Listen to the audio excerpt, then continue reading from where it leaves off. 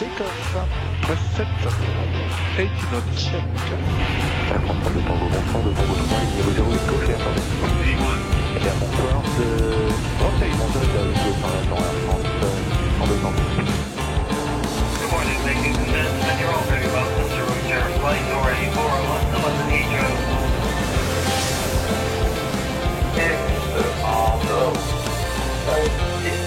Siamo al consiglio.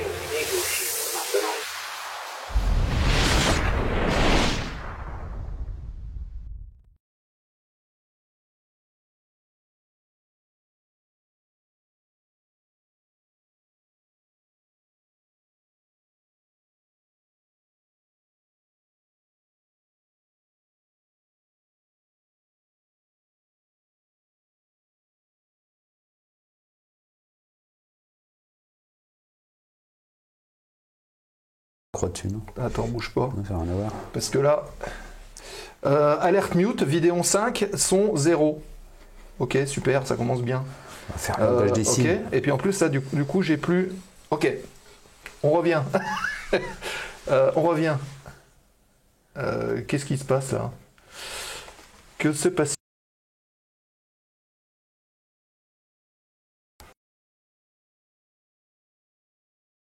Propriété. Si, là, normalement, ça doit marcher, là. Zut, ça repart. Ça marche, là, ou pas?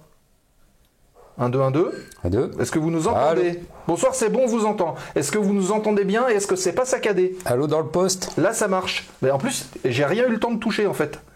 Bon, c'est peut-être le petit réseau qui se met en place. Tant que les lampes, elles chauffent, ouais, sûrement. de l'ampli, là. 5 sur 5, et ben c'est parfait. Bonsoir à toutes Bonsoir et tous, on le disait, et bienvenue dans la zone aéro en ce mercredi soir. J'espère que vous allez bien. Vous avez passé une bonne semaine. Salut Nico. Salut Seb. De retour. Ouais, t'es pas rasé, tiens. Non, toi non plus. Et donc, merci à toutes et tous d'être branchés pour cette dernière émission de ce mois de mars 2024 qui s'annonce instructive. Avant toute chose, on va remercier comme d'habitude les dernières personnes qui nous ont rejoints sur la chaîne. On a Dami RMKC, on a Shae, Neo Redger, Pop Garen, on a Aaron Schmidt, Hugues 420, Sorcière Ozak Lotos LS, ouais, H2SO76, Mister Yogis, Je suis APO, Benny FR, etc. Et là, il y a le Général Cryptor qui vient d'arriver. Le Général Cryptor arrive. Donc, d'accord. Voilà. Et donc, Général Cryptor qui arrive dans la ligne droite. Voilà. Donc merci à vous d'être présents, merci de vos follow. On vous rappelle que si le concept de la chaîne vous plaît, vous pouvez la suivre. Comment? Eh ben, vous cliquez sur la petite cloche qui est en dessous, ce qui vous permet d'avoir les notifications quand on démarre les lives. Et puis, si le programme également vous plaît et que vous souhaitez soutenir les actions de la zone aéro, donc nous aider à développer tout ça, puisque on a investi dans du matériel qui est en cours de réglage. Alors, il n'y a pas tout ce soir qui sera fonctionnel, mais à terme, il y aura tout. Vous avez vu, il y a une petite caméra qui est là. Et puis, il y en a une toute nouvelle qui est ici. Voilà, qui vont nous permettre d'avoir de meilleures vues, d'être beaucoup mieux, mieux achalandés. Ouais, pour l'instant, elle te regarde, tu vas voir. Non, mais regarde bien. Hop, tiens, tu vois, t'es là. Ah ouais, tu regardes. Elle a l'air pas tubulaire, hein, mais presque. Hein. Voilà. Donc, hop, comme ça, on a plusieurs angles de vue et c'est plutôt pas mal. Donc, si vous souhaitez suivre la chaîne, vous pouvez le faire très simplement. Il vous suffit de prendre un sub. Ça a deux avantages. Le premier, ça permet d'éviter d'avoir de la pub pendant le live. Donc les 1 minute 30 de pub toutes les demi-heures là, ça saute, terminé. Vous prenez le sub, vous cliquez en dessous là, ça vous coûte 3 € à peu près sur le mois, enfin pour 30 jours. Donc n'hésitez pas à le faire. Deuxième moyen, c'est de le faire ça, mais gratuitement, si vous avez un abonnement Prime. Comme disait Coluche, hein, la publicité à télévision, ça s'adresse uniquement aux débiles mentaux. Ah. Voilà Prime, les deux liens qui vous permettent, si vous êtes client Prime, d'avoir un abonnement gratuit à la zone aéro, donc n'hésitez pas à le faire. Et puis aussi, il y a un autre moyen qui peut nous aider beaucoup, c'est de partager les vidéos qu'on publie sur la chaîne YouTube. Il y a un épisode qui vous plaît, il y a un passage qui vous intéresse, vous pensez que ça peut intéresser d'autres personnes, bah vous le prenez, vous le publiez, vous le relayez sur vos réseaux, et ça permet de multiplier le nombre de vues, et voilà, ça nous aide indirectement, évidemment. Voilà ce qu'on pouvait dire jusqu'à présent. Le programme du mois d'avril est prêt. On vous l'annonce tout à l'heure en fin d'émission. Il y a pas mal de choses sympas à venir. Donc il n'y a on pas vous une garde émission un petit qui peu la tombe le surprise. 1er avril? Le 1er avril, non, Ouais. c'est le 3, je crois, la première. Ça, voilà. Donc on en reparle tout à l'heure, fin d'émission, le programme de la zone aéro d'avril. Voilà, on dépose le plan de vol du terminal. Dépose du plan, ouais, après on fait l'actu du terminal. Voilà. On dépose le plan de vol et on fait l'actu après. Et évidemment, on vous lit sur le chat si vous avez des choses à faire, à dire, à partager, n'hésitez pas à le faire sur le chat. On lit, on relaie, etc. Allez, plan de vol.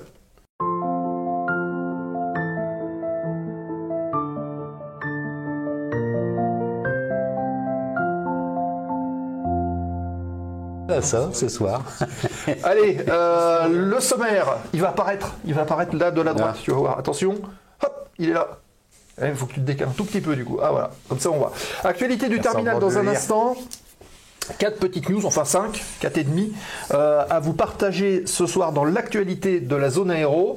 Puis la séquence Un visage dans les nuages avec un invité. Ce soir, il sera là. Il sera au bar de la zone pour répondre à vos questions. Et ça tombe bien puisqu'il pilote des hélicoptères. Avec il une forme sacrée des gens expérience sur derrière, hélicoptère. il forme des gens. Voilà. Donc on parlera avec Sébastien Cognot qui est avec nous, pilote instructeur hélicoptère, et pour l'occasion, on a réussi à faire des images cet après-midi, un peu comme la semaine dernière. Donc on va vous emmener découvrir le groupement d'hélicoptères de la sécurité civile. Eh ben ouais.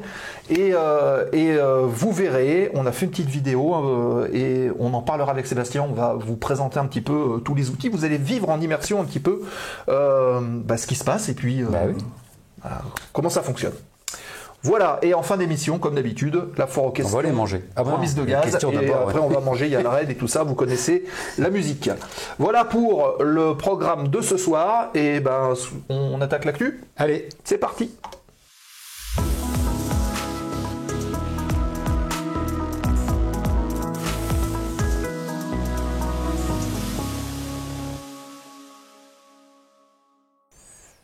Voilà, et on est ici. C'est parti pour l'actu du terminal de ce soir et on part en Espagne, les amis, pour parler de la compagnie low cost nationale Vueling. Vueling, donc compagnie aérienne low cost espagnole. Vous reconnaissez sûrement les avions qui sont ici. Et on fait un coucou à Tom, puisque Tom est pilote chez eux. Ah bah. Vueling s'est associé à 2 partenaires technologiques pour améliorer son efficacité opérationnelle et sa durabilité. Les pilotes utilisent désormais le système qui s'appelle Navlink de Nav Flight Service pour à la fois ajuster les manœuvres de descente en temps réel, ce qui va conduire à une meilleure efficacité, donc à une diminution de la consommation et donc une diminution une augmentation plutôt de l'efficacité énergétique. Cette collaboration combinée à une planification de route qui est de plus en plus efficace, on travaille beaucoup d'ailleurs avec l'intelligence artificielle à ce propos, des performances de flotte améliorées, une planification de carburant qui est optimisée va contribuer à réduire les émissions de CO2 sur quasiment tous les itinéraires de la compagnie, que ce soit en Europe, en Afrique du Nord et au Moyen-Orient. En parallèle, l'application Pilot Fuel Efficiency de Honeywell a été mise en place et est utilisée aujourd'hui pour aider les pilotes à calculer leur consommation en carburant. Et l'application fournit des statistiques et des indicateurs de bonnes pratiques pour renforcer, encore une fois, ce qu'on appelle la conscience situationnelle des pilotes en matière de carburant. Les initiatives font partie du programme de transformation de Vueling qui, comme d'autres compagnies d'ailleurs, vise à accroître l'efficacité et la durabilité dans tous les départements de l'entreprise. Ces systèmes sont projetés pour réduire les émissions de CO2 de la flotte, on l'a dit, de 2500 tonnes par an, c'est l'objectif fixé, et Vueling collabore avec ENER et Eurocontrol pour optimiser les trajectoires de vol, donc réduire ses temps de vol, et donc réduire la consommation évidemment, ce qui pourrait amener une réduction complémentaire de 10% à peu près en termes d'économie de CO2. C'est un peu comme en voiture, quoi, quand on nous a demandé d'éteindre le moteur au feu rouge ou... Oui, c'est ça. Ou de se mettre au point mort en arrivant sur un rond-point, comme ça consomme moins. Voilà. Ils font pareil. C'est des bonnes méthodes. Voilà. On continue avec... On pédale pas dans les avions, ça va. Vous avez vu ces avions? Ce sont les E-Jet. Donc là, ils sont couleur d'Air France. et de Hop d'ailleurs, on voit. Pourquoi on en parle? Parce que Air France envisage une rénovation complète, complète intérieure, des avions Embraer, notamment les E190, les jets de la filiale Hop. Ce projet inclut une refonte complète de la cabine, des sièges à la moquette, ils refont tout. Le détail des aménagements reste confidentiel, mais Air France a choisi l'entreprise Explicit pour développer et produire de nouveaux sièges qui vont être basés sur le T-Tie Seat avec des améliorations bien spécifiques. L'entreprise Explicit promet des sièges plus légers, plus robustes, plus durables, qui vont offrir plus de confort et avec un design un peu plus moderne. La première présentation est prévue à Hambourg, lors du salon qui aura lieu bientôt. La production des sièges aura lieu à Angers, d'ici la fin de l'été pour le démarrage, et la rénovation des avions sera réalisée par les équipes de maintenance de Hop à Clermont-Ferrand. Air France prévoit de remettre en service le premier avion rénové à l'automne et actuellement la flotte de Hop comprend 19 Embraer 190, comme celui que vous avez sur la photo, 13 A170 et 6 CRJ 1000 qui sont encore en exploitation. Ce projet vise à améliorer l'expérience des passagers tout en renforçant la compétitivité d'Air France sur le marché du régional. Alors j'aime bien quand on dit améliorer l'expérience des passagers. C'est pour bien dormir, oui. L'expérience. Enfin, ils vont changer la moquette, hein, donc pour ceux qui fument la moquette, ils pourront aller se soigner chez Air France. Ils récupéreront l'ancienne. Voilà. Ça marche.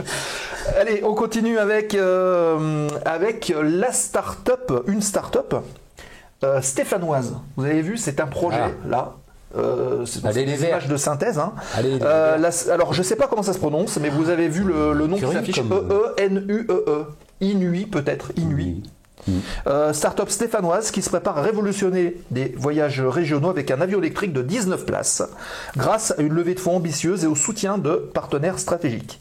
Le premier vol est prévu d'ici 2027 et une commercialisation dès 2029. La société ouvre, on va dire, la voie à l'ère de voyages plus rapides, plus pratiques, plus respectueux de l'environnement, toujours pareil. Ouais. La technologie de pointe combinée à des tests réussis sur une maquette à l'échelle 1/7 qui ont été faits à Saint-Galmier pourrait repositionner Inuit comme un acteur industriel majeur dans le Sud-Loire. La société a été fondée en 2019 par Eric Herzberger ou Herzberger, je sais pas, et Benoît Senlart. La start-up cible les petits voyageurs avec des vols sur des distances délaissées par les compagnies traditionnelles. Donc il y a un marché à prendre. Ou par les trains aussi, évidemment. Elle vise notamment les trajets transversaux d'ouest en est, entre grandes et moyennes villes. C'est toujours le fer de la guerre, hein. Le nerf de la guerre et le fer de lance des petites compagnies. Inuit envisage des vols rapides, comme un trajet de 2 heures entre Saint-Étienne et La Rochelle, contre 5 à 6 heures avec les moyens de transport actuels, le train et compagnie. Ou la voiture. Tout ça. Alors l'avion se distingue par sa conception de Blended Wing Body, vous avez vu.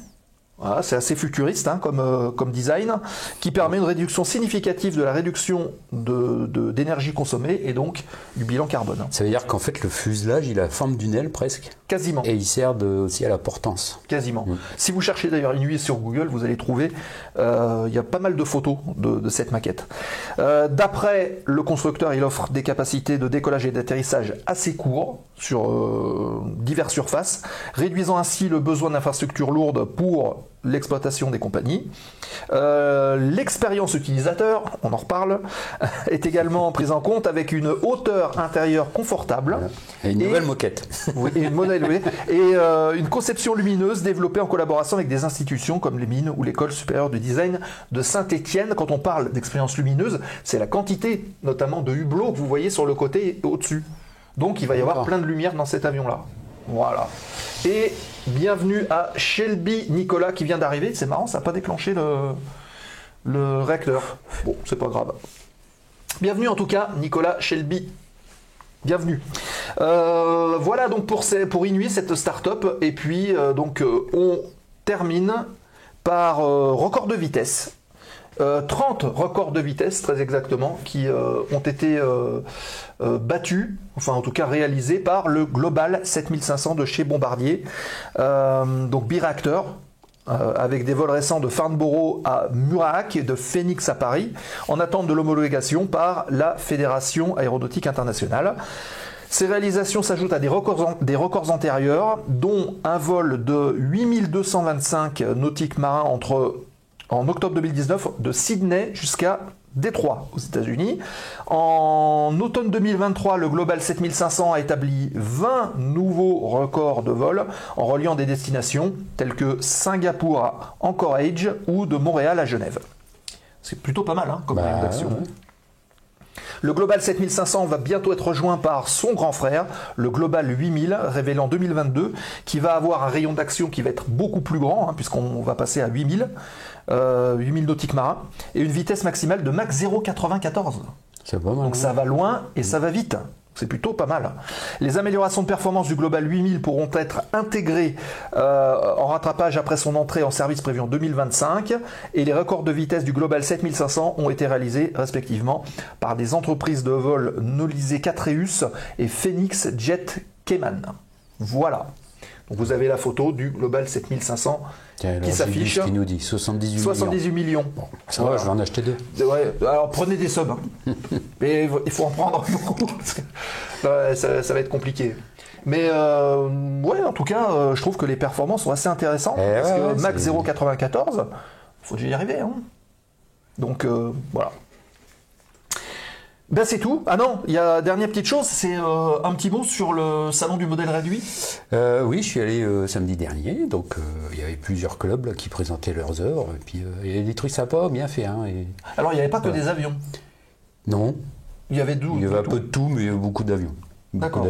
Mais il y avait un peu de tout, il y avait un peu de super-héros, il y avait un peu de robots, des Transformers, il y avait Ah oui, d'accord. Aussi, C'était large. Oui. Ok. C'était pas grand, mais non, il y a du beau. Il y a de la qualité en fait. Et t'as fait des photos ? Oui, j'ai fait des photos. Donc je vais regrouper tout ça. Voilà, et la semaine prochaine, on refera un petit truc là-dessus. Un petit diaporama là sur le... pour voir un petit peu ce qu'il y avait. Ça marche. Ok, bon ben voilà. C'est tout pour l'actualité du terminal de ce soir, les amis. Je vous propose tout de suite d'accueillir notre invité, puisque vous l'attendez tous. C'est Sébastien qui est avec nous. La séquence, c'est un visage dans les nuages, comme d'habitude. Et on retrouve tout de suite Sébastien qui est avec nous. Comme dirait Rambo. Voilà, on va parler hélicoptère ce soir. Hélicoptère. On va rester dans la sécurité civile. Allez, on accueille notre invité, Sébastien, avec nous.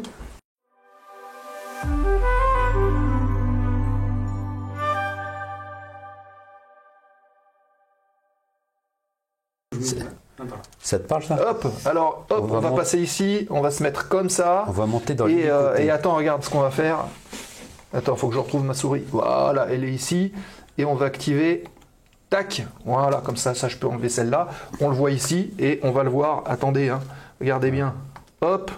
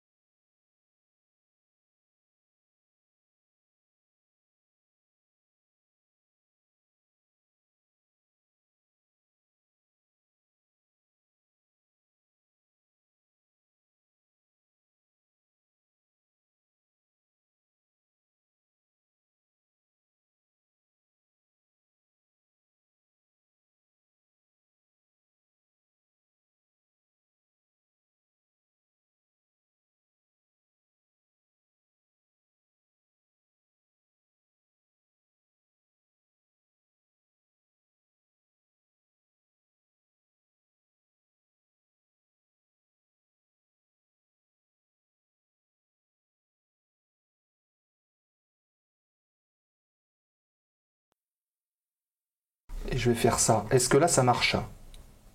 Est-ce que là, vous nous entendez? Parce que là, c'est revenu.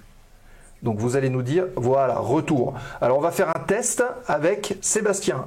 Oui, bonjour, oui, ça a l'air de marcher. Ah bah, Oui. donc là, tout fonctionne. Alors, pourquoi ça saute quand on change de scène? C'est encore les... Alicia fait quelque chose, c'est probablement ça. Voilà, ça marche. Bon, c'est l'essentiel. Et on repasse en caméra et voilà, il est là. Donc Sébastien, comme d'habitude, j'ai envie de dire, on va faire une petite minute de présentation. Oui. Si ça te va. Tu connais le concept de l'émission, je sais. Oui, j'ai regardé déjà. Voilà. Je vais me mettre là si ça peut t'aider. Ouais, ça va m'aider à regarder la bonne caméra. Voilà. Donc on va essayer de lancer le petit décompte et puis en 1 minute, tu nous présentes. J'essaie de passer en 1 minute tout. Voilà. Alors, hop, c'est parti. Oui, donc bonjour, je m'appelle Sébastien Cognot. Alors, tout d'abord, je m'excuse, mais j'ai une mineure parce que je me suis fracturé une cervicale au ski il y a un mois de ça. Aïe. Donc voilà, c'est pour ça que je suis un peu comme ça.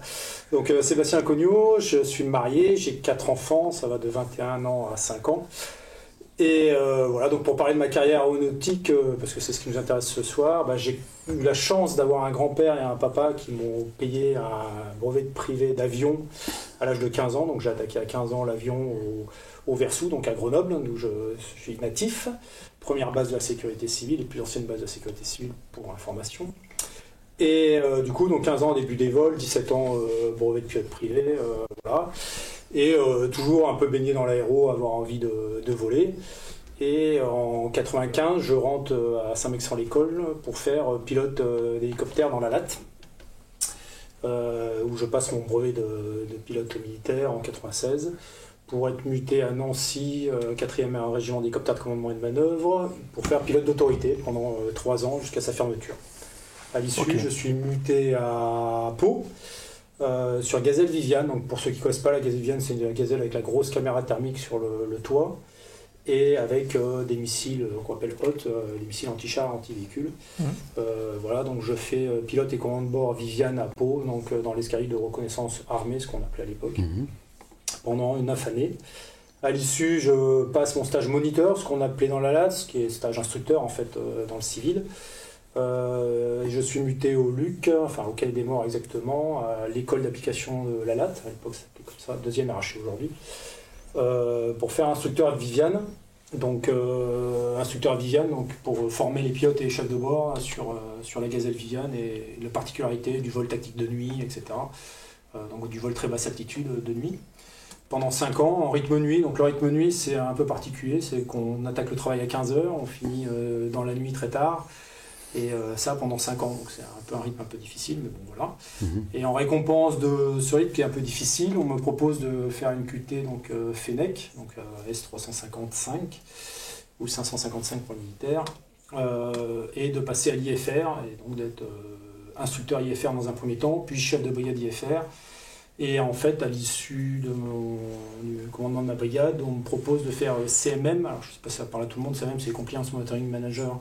Donc de la TO, de la LAT, donc la TO. Tout ce qui est agrément, civil, HASA, voilà. pour tout ce qui est formation civile, et entre autres surtout la reconversion des pilotes de la LAT, de l'armée de l'air et de la marine, à partir du Quai des Morts. Donc pendant 2 ans et demi, je fais ça, donc je m'occupe des dossiers de reconversion, des dossiers de rapport de crédit militaire, ce qu'on appelle, c'est-à-dire que certaines qualifs militaires, vous aviez le droit à certaines qualifs civiles.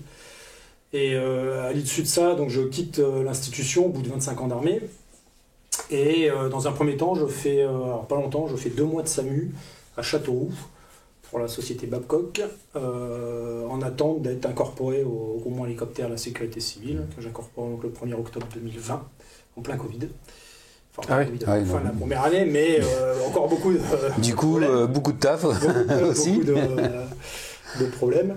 Et donc depuis, je suis au centre de formation du groupement hélicoptère de la sécurité civile qui est basé à Nîmes, où donc, je forme les nouveaux entrants à la sécurité civile et on fait les refresh des pilotes des différentes bases avec leur prorogation de qualification de titre tous les ans et des stages de remise à niveau, de standardisation, instructeur, de standardisation examinateur, enfin tout ce genre de choses. Donc tous les pilotes qui viennent passent entre vos mains. Tous les pilotes qui rentrent à la sécurité civile passent entre nos mains pour pour une série de petits stages. Donc le premier, je sais pas si j'en parle maintenant, oui, on peut en parler. Oui. Donc en fait, les gens qui rentrent à sécurité civile ne sont pas forcément qualifiés EC 145. Donc, sur le flyer, il y avait marqué EC 135. Tout le monde m'a envoyé des petits messages. Oui. En fait, c'était une coquille, donc c'est bien EC 145. Alors C2 pour les premiers. Mais c'est pour faire le buzz, pour attirer le monde. oui, Ouais, voilà, c'est ça. exactement. C'est ça. Non, mais en plus, les puristes l'ont remarqué. Hein, parce Ah mais que ça a été immédiat. attention, J'ai eu immédiatement. Mais bon, il y a eu des 135. Non, on n'a jamais. Il n'y a jamais eu de 135. Ah voilà. Bon. D'accord.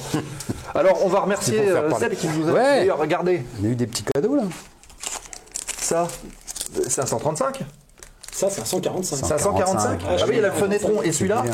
Et celui-là, c'est un 145. 145 aussi, mais C2. Mais, ah voilà. Voilà. Donc là, il y a les C deux. et toi t'as un H. Ben, tu Moi, voulais j'ai un montrer, EC. regarde. Et, Voilà. le page du centre de formation. Le patch. Page de sorte de formation. On est gâtés. Classe, hein. On est très- Voilà. Ouais. Hop. J'en veux un, il y en a un qui me dit. Ah, ouais, mais c'est les avantages hein, de la zone aéro, ça. Hein.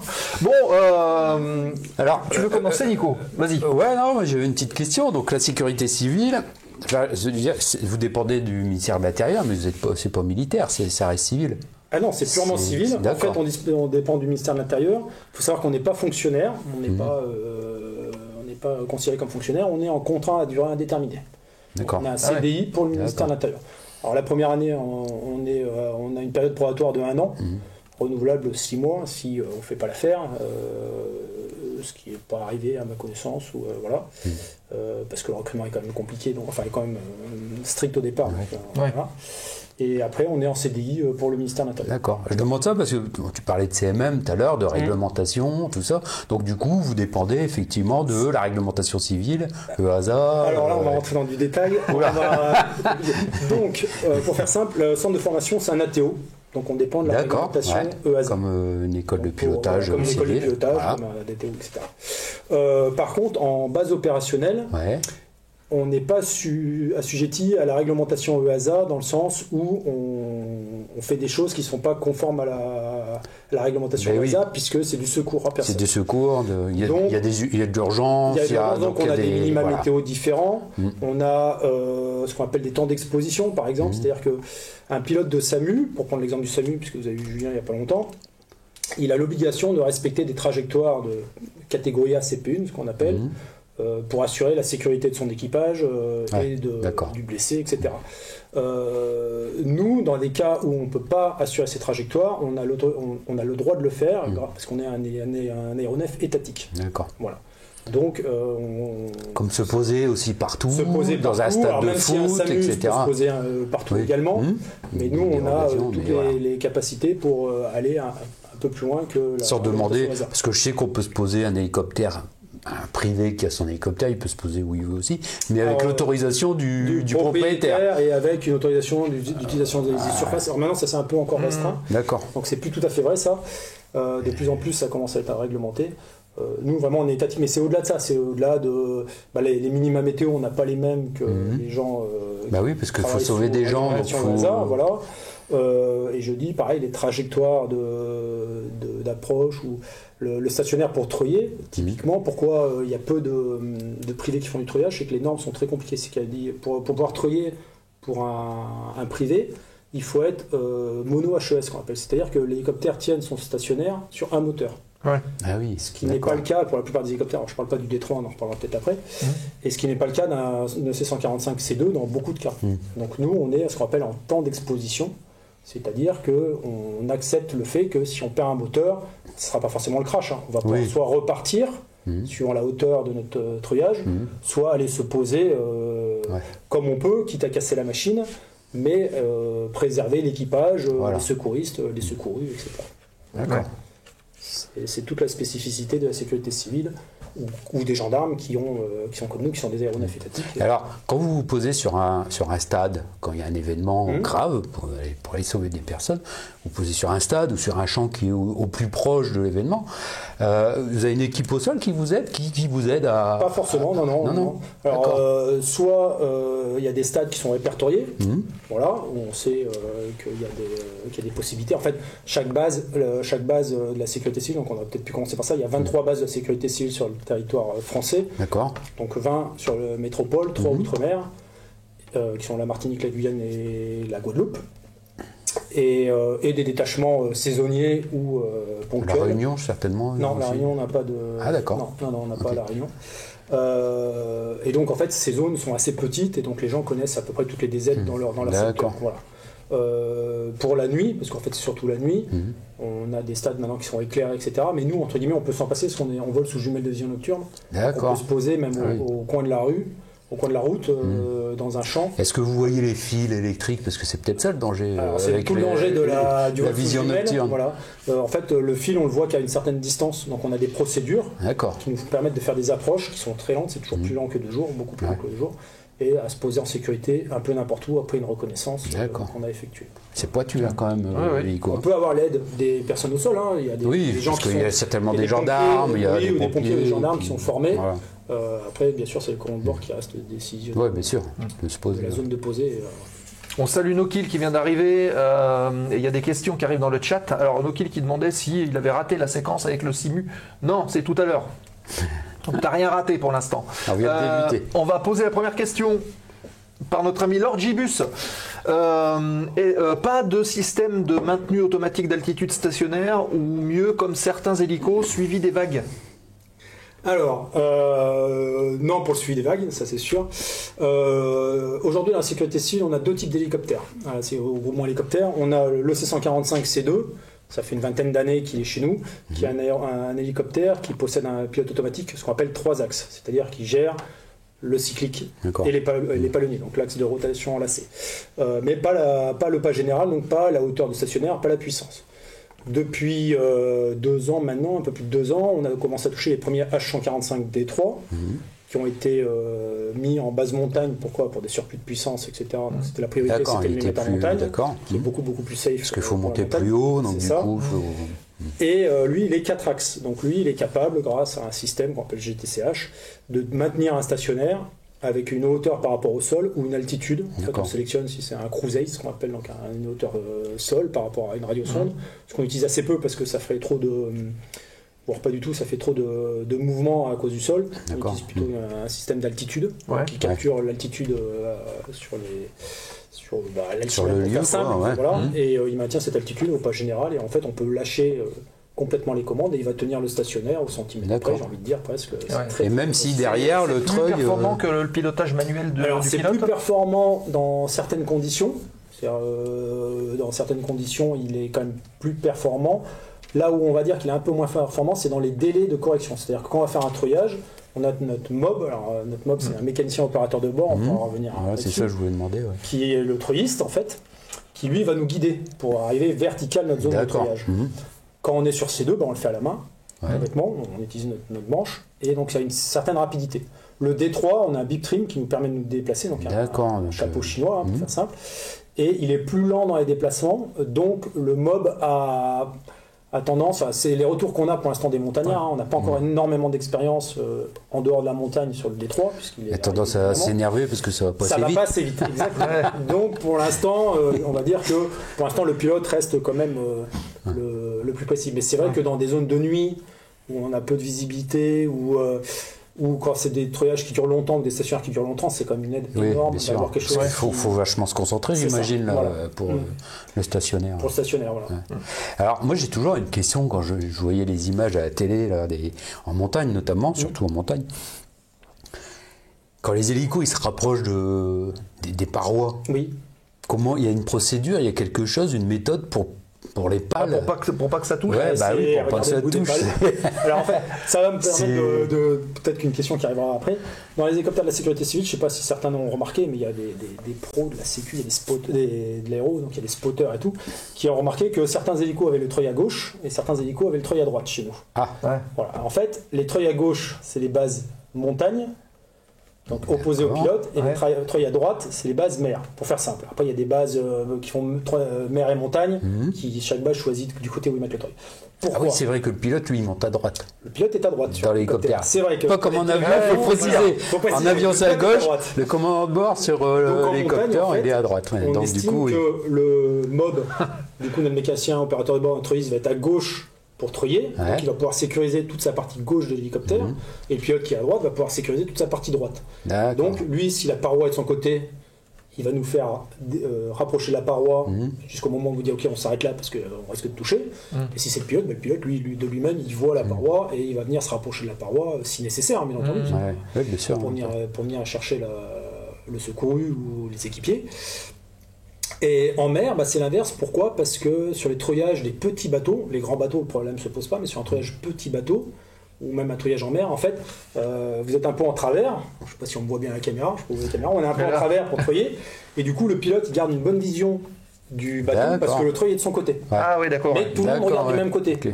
Mais entre guillemets, j'ai envie de dire, c'est pas grave parce que le côté n'est pas de montagne. En général, pas de montagne, les vagues elles vont pas jusque-là, donc ça va. On va pas aussi bas pour. D'accord.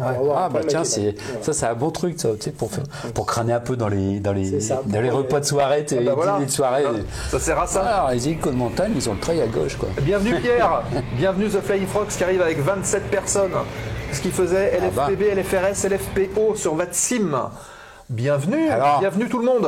Il faisait ça en hélico ou en avion ? Il faisait ça en avion, je suppose. Eh bien écoutez les amis, nous sommes avec Sébastien Cognot, pilote instructeur examinateur à la sécurité civile. On était en train de parler justement des hélicoptères, du treuillage. Il y avait une question qui était intéressante de Lord Gibus. Bienvenue MLN aussi, que j'ai vu passer. Et Nokil qui posait cette petite question. Hop. Est-ce qu'il y a des zones d'atterrissage absolument interdites, même pour vous, outre le manque de place ? La cour de l'Elysée. Ça c'est oui, il pourrait y avoir des zones de sécurité. Et encore, j'ai envie de dire même une centrale nucléaire qui est une zone prohibitive en règle générale. Enfin, même s'il y a une zone prohibitive, on peut être amené à pénétrer avec des accords pour aller se poser dedans parce qu'il y a quelqu'un qui s'est blessé dedans, etc. Sûr, je vois pas de cas où on pourrait pas se poser. Après, il y a des endroits où on peut pas se poser sans autorisation préalable. Donc, typiquement la zone prohibitive, l'Elysée pour prendre cet exemple, on pourrait se poser dans l'Elysée, je suis même pas sûr que la Sécu n'ait pas déjà fait, mais même avec des autorisations. Même une base militaire, il faut une autorisation. Oui, voilà. Donc, sinon, techniquement, non, on n'a rien qui nous a. Du moment qu'on a la place, que le sol permet de poser. Voilà, si on ne peut pas poser, on fait un appui patin. Si on ne peut pas faire un appui patin, on va faire un treuillage. Mais sinon, il y a pas un appui patin, ça c'est intéressant ça. Ouais. Est-ce que c'est plus dur que le stationnaire, l'appui patin ? C'est une technique. Vous posez un patin de l'hélicoptère là. Voilà, en fait, on va poser sur une paroi, en général, parce que c'est en pente, ce qui est indéniable. On va venir poser un patin et appuyer ce patin-là pour permettre de la descente des équipiers ou la remontée des équipiers, du blessé, etc. Voilà, c'est un gain de temps parce que ça va très vite, mais on se le réserve que dans des endroits où il n'y a pas de risque. Si le mob ou le pilote ça lui prend trop de ressources de faire cet appui patin parce qu'on est trop près des rochers, on est trop près des... Et ben on va préférer faire un treuillage court, ce qu'on appelle un treuillage vraiment court, plutôt que de risquer de taper une pale. Parce que si on tape une pale, bon, on s'en sortira peut-être, on va pouvoir se poser, mais entre guillemets, mais ce secours est foutu. Nous, l'idée, c'est toujours, on part toujours dans l'optique, c'est ramener tout le monde et ramener le secours. Donc, on ne prend pas de risque au point de mettre en péril la mission et de ne pas pouvoir ramener notre secours. Donc, au-delà même du l'accident où on tue tout le monde, mais je veux dire, on ne va pas prendre le risque de mettre en péril la mission. Typiquement, pour prendre l'exemple, on nous demande de temps en temps de brancarder, par exemple, les blessés, d'aider les pompiers à brancarder, le pilote, je parle du pilote. Ce qui n'est pas un problème en soi, et honnêtement, souvent on le fait, et les SAMU, pour avoir fait du SAMU, c'était un peu la même règle, mais typiquement, c'est ce genre de choses qu'on déconseille dans le sens où tu es dans un champ, tu brancardes, tu n'as pas vu un trou, tu te tords la cheville, il n'y a plus personne pour emmener l'hélico.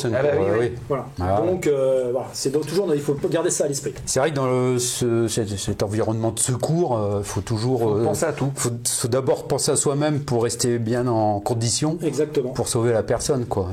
Un peu comme ils font dans les avions de. Comme la météo. Les avions de ligne. On met d'abord le masque sur soi pour pouvoir aider les personnes.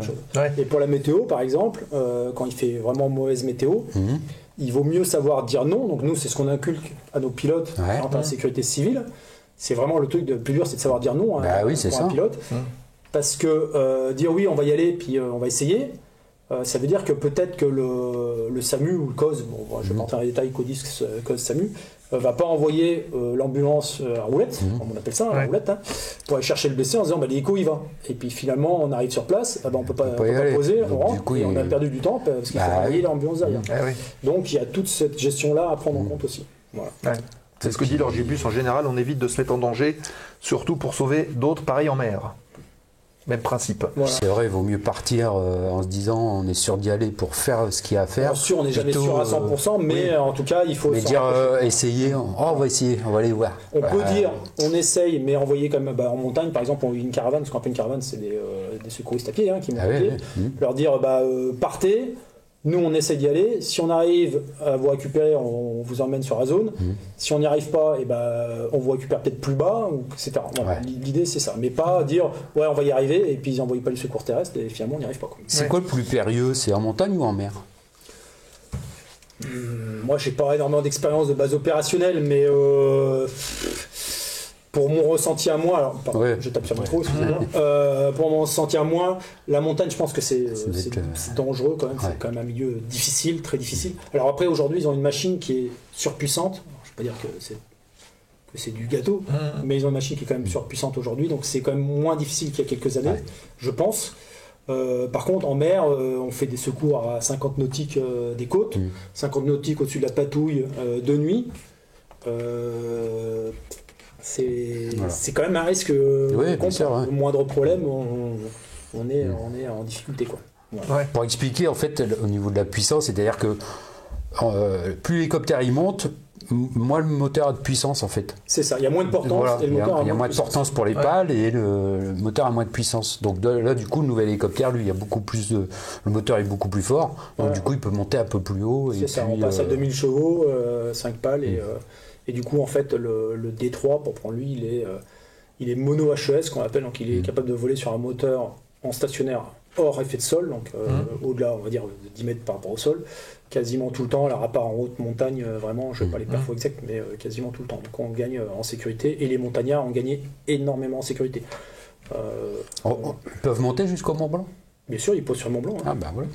En général, Alors, quand on fait faut pouvoir y aller cet été. son stage montagne, si on le fait à Annecy, alors à l'époque, parce que maintenant on fait moins Annecy, parce que Annecy elle est Détroit avec le reste des bases montagnes, donc des C2, Pau. Base montagne, c'est Pau, c'est Cannes, c'est Perpignan. Après, il y a Montpellier aussi et Marseille, parce qu'ils peuvent faire des renforts. Les pilotes sont en montagne, mais c'est pas des bases montagne. Donc ils le font un peu moins, mais c'était le cadeau de fin de stage d'aller poser sur le Mont Blanc si c'était possible. Voilà. D'accord. Et j'en ai vu deux d'ailleurs à Perpignan des hélicos. Je crois qu'il y en a deux sur place. Non, Perpignan, il n'y en a qu'un. Il y en a qu'un. Il y en avait deux au moment où j'y suis passé, donc il y avait peut-être un échange. Il peut y avoir un échange de machines ou une base qui vient ravitailler. Montpellier qui est allé faire un secours dans un coin qui vient ravitailler. Enfin voilà. D'accord. On en reparlera justement de cette histoire de maintenance, parce que c'est un peu particulier. Tout est regroupé dans un même centre et on verra les images tout à l'heure. Alors je rappelle aux viewers qui sont arrivés avec notre ami Pierre que vous pouvez poser vos questions à Sébastien. Vous les indiquez sur le chat et nous on les prend, on les relaie et évidemment n'hésitez pas. On est aussi là pour ça. Il n'y a pas que nous qui sommes actifs.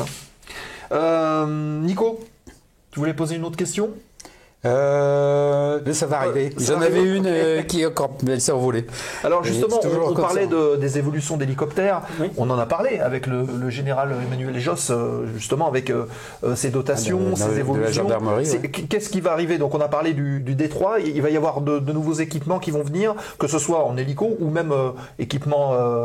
On va dire accessoires, des genres de choses. Pour la sécurité civile et le groupement. Non, alors donc on va avoir une flotte qui va être entièrement en D3 normalement, puisque le ministre nous a acheté 36 machines qui seront livrées jusqu'en 2028. Merci Monsieur le Ministre. Monsieur le Ministre. Et après, au-delà de ça, on va normalement peut-être avoir la capacité feu de forêt avec peut-être du Bambi Bucket, ce qui n'était pas le cas avec le C2 qui était trop limité, même si déjà on a une mission feu de forêt, mais qui est une mission d'appui. Pierre en a parlé. Donc c'est-à-dire carrément éteindre le feu avec en allant chercher de l'eau. Oui, voilà. Après, ça restera limité, ce ne sera pas les capacités d'un Canadair ni d'un H225 Caracal ou autre. Mais on va attendre vers cette possibilité-là, on pense, c'est pas encore fait, mais on va penser. On va se doter d'un nouveau simulateur, bien entendu, pour le D3, qui est en cours de commande, enfin d'appel d'offres, qui n'est pas lancé encore, mais ça va pas tarder. Et puis sinon, c'est à peu près tout pour nous. Ok, bon, très bien. Nouveauté. Et on salue Jean Torien 83 qui vient d'arriver. Salut Jean. Notre ami Jean.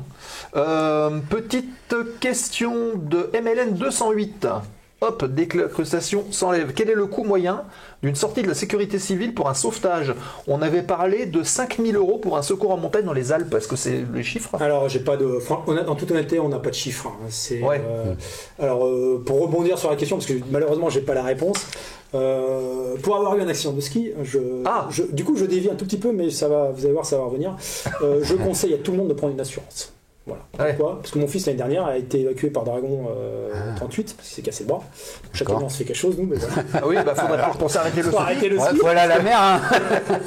Voilà. Et du coup donc et les secours pistes c'est très cher. Donc mon fils pour juste avoir été fait 500 mètres de barquette, ça a coûté à l'assurance 900 €. Voilà. Ah ouais. L'hélicoptère, c'est pour ça que je reviens dessus. L'hélicoptère, en fait, si vous êtes évacué par une boîte privée type SAF, alors c'est vous ou l'assurance, c'est pour ça que je conseille fortement d'avoir une assurance. Alors, ça peut être assurance carte bleue, j'ai pas de. Voilà, moi je conseille l'assurance forfait. Oui, voilà, téléphonez à votre assurance pour. L'assurance forfait, être sûr. En bas, c'est et dès que c'est des secours héliportés, c'est très cher. Donc si c'est une boîte privée, donc sur piste qui vient vous évacuer, ça coûte très cher. Si c'est la sécurité civile, normalement la sécurité civile devrait envoyer la facture aux assurances.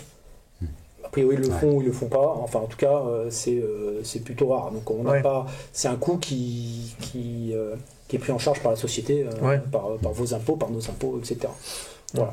Donc la société privée en fait elle arrive. Vous avez une carte bleue? Non, faut pas exagérer. Non, je rigole. En fait, je plaisante, mais c'est vrai que voilà. Sécurité civile, voilà, parce que c'est hors piste. D'accord. Tout ce qui est sur piste, alors je voudrais pas dire de bêtises, je crois que c'est non médicalisé, ça va être une société privée, donc c'est-à-dire sans médecin. Si c'est médicalisé, je dis peut-être une bêtise, c'est peut-être l'inverse, mais je crois que c'est ça, parce que je suis pas à base montagne. Si c'est médicalisé, c'est la sécurité civile. Donc, en gros, voilà, vous savez pas trop par qui vous allez venir. Et donc en mer, je suppose que c'est pareil, c'est le même tarif. Après le coût horaire, c'est très difficile de dire un coût horaire de C2. Je pense que ça peut se chiffrer, mais bon, oui, j'ai pas le prix. Bon conseil de prendre une assurance parce qu'on n'est pas à l'abri de. J'en ai la preuve, on n'est pas à l'abri d'un accident. J'ai pas été évacué. Mais voilà. Et puis bon, c'est vrai qu'il y a eu un débat, une polémique sur des gens qui étaient complètement imprudents et puis qui allaient faire de la montagne. Ça, c'est la polémique qui revient régulièrement. Ouais. Nous, on est là pour aller chercher. Oui, après, vous ne posez pas la question. Pose pas la question. Voilà. C'est ça. Ok. Je sais plus si on avait accueilli Topper Harley. Parce qu'il me semble que. Topper Harley, voilà, qui nous a suivis tout à l'heure. Bienvenue. Charlie Chin. Comme aux USA et les hôpitaux, nous dit Lord Gibus. Oui, c'est un peu ça en fait. Ce dont on vient de parler. Hein. Voilà. Les questions de coût. Ok. Donc on a répondu à cette question. Si vous avez des questions à poser à Sébastien, n'hésitez pas à le faire dans le chat. Vous avez vu, on incruste, on relaie. Et on a tout à l'heure en plus des images pour voir un petit peu à l'intérieur du centre. Oui. Ouais, non, je continue, un peu plus personnel. Donc tu as commencé à 15 ans à faire de l'avion. Oui. Et donc l'avion, ça ne t'a pas plu Si, l'avion m'a plu. En fait, moi je suis à génération Top Gun, donc j'ai voulu faire pilote de chasse et je vais pas faire toute l'histoire, mais le fait que j'ai pas pu rentrer dans l'armée de l'air ni dans la marine. Et que la LAT m'a pris, et que je ne connaissais pas la LAT même avant, parce que les hélicoptères c'était pas tout mon domaine. Ouais. Et que donc je suis rentré dans la LAT par hasard et je me suis éclaté pendant 25 ans. D'accord. Et de l'avion, t'en fais encore? Alors j'ai repris quand j'étais au Canet des Morts en école, là, à Cuers, un petit peu. Et en fait, dès qu'on a eu nos enfants avec ma seconde épouse, j'ai eu des enfants plus petits. Comme on voulait pas voler sans les enfants tous les deux, parce qu'en fait on était tous les deux, on allait voler ensemble. Ah oui, d'accord. Ouais. Et comme on voulait pas voler sans les enfants, on peut se tuer en voiture, on peut se tuer de mille façons. Bon, voilà, l'idée était là. J'ai arrêté l'avion parce qu'elle venait plus avec moi et moi tout seul ça m'intéressait pas. Et j'ai pas repris depuis, mais. C'est du partage. Voilà, c'est du partage. Tout seul, moi je volais assez pour pas avoir besoin de. Mais je reprendrai l'avion dès que je serai à la retraite, ça c'est sûr.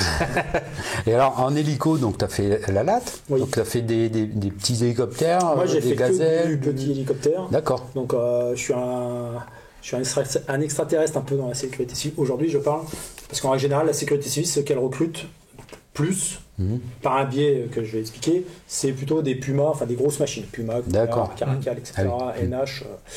Le biais, et pas du Tigre, comme on en parlait tous ensemble tout à l'heure. Pourquoi? Parce que le biais, c'est l'IFR.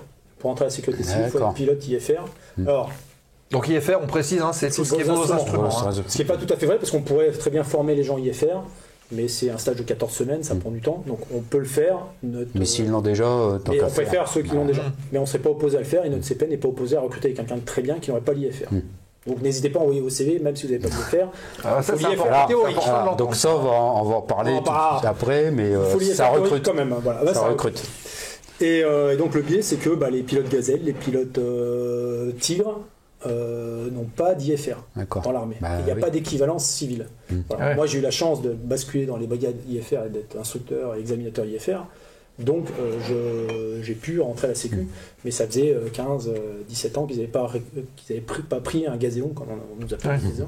Parce que par le biais, pas qu'on, mais par le biais qu'on n'avait pas d'IFR. Donc, Ouais. D'accord. voilà. Alors, donc on vient d'aborder un peu le trottoir du recrutement. Là. Donc là, ça recrute, en fait. La sécurité civile veut recruter. Oui, parce qu'on a un papy boom. En D'accord. gros, il y a 20 ans à peu près, on est passé d'Alouette 3. Alors, il y avait du dauphin et de l'écureuil. Ouais. Mais bon, la grosse majorité, c'était l'Alouette 3 sur le BK 117. Avec un recrutement massif, entre autres de gens IFR, biturbine. C'est pour ça que je vous dis, il y a 20 ans, on prenait que des gens qui étaient sur Alouette 3, que du léger. Maintenant, à partir de là, du BK, c'était plus du lourd parce que biturbine, IFR.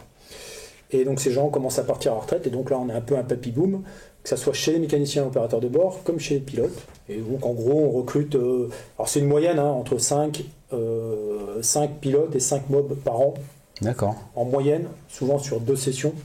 Une session en janvier, une session plutôt fin d'année, septembre-octobre. Alors, à qui on s'adresse, quelqu'un qui veut faire ça Parce que on va dans les meetings, il y a la camionnette de l'armée de l'air, il y a la camionnette de la LAT. Alors, j'ai envie de dire, quelqu'un qui va rentrer à la sécurité civile, il sait où envoyer son CV. Parce qu'en fait, c'est un milieu l'hélicoptère, un milieu beaucoup plus restreint que l'avion, qui déjà. Voilà. Et donc, en fait, les gens savent postuler sur les réseaux. En plus, maintenant, avec les réseaux sociaux, ça va vite, etc., ça va très vite. Et bien sûr, il y a des appels d'offres qui sont édités. Et en fait, pour faire simple, on écrit une lettre de motivation et un CV au chef du groupement hélicoptère. Enfin, c'est pas exactement ça, parce que c'est encore au-dessus, mais bon, voilà, pour faire simple, au chef du groupement hélicoptère, la sécurité civile, et surtout au CPN, donc au chef pilote, et au chef du personnel navigant. Anime. Qui anime. D'accord. Qui anime, et qui lui reçoit les CV, et commence le tri, pour après faire une commission de recrutement. D'accord. Donc, Oui, c'est pas, tiens, il y a machin qui vient. non, alors, il y a beaucoup de cooptation dans le sens où c'est pratique, c'est des armées, c'est la plupart. On pose la question, mais c'est 95% de militaires, il y a 5% de civils.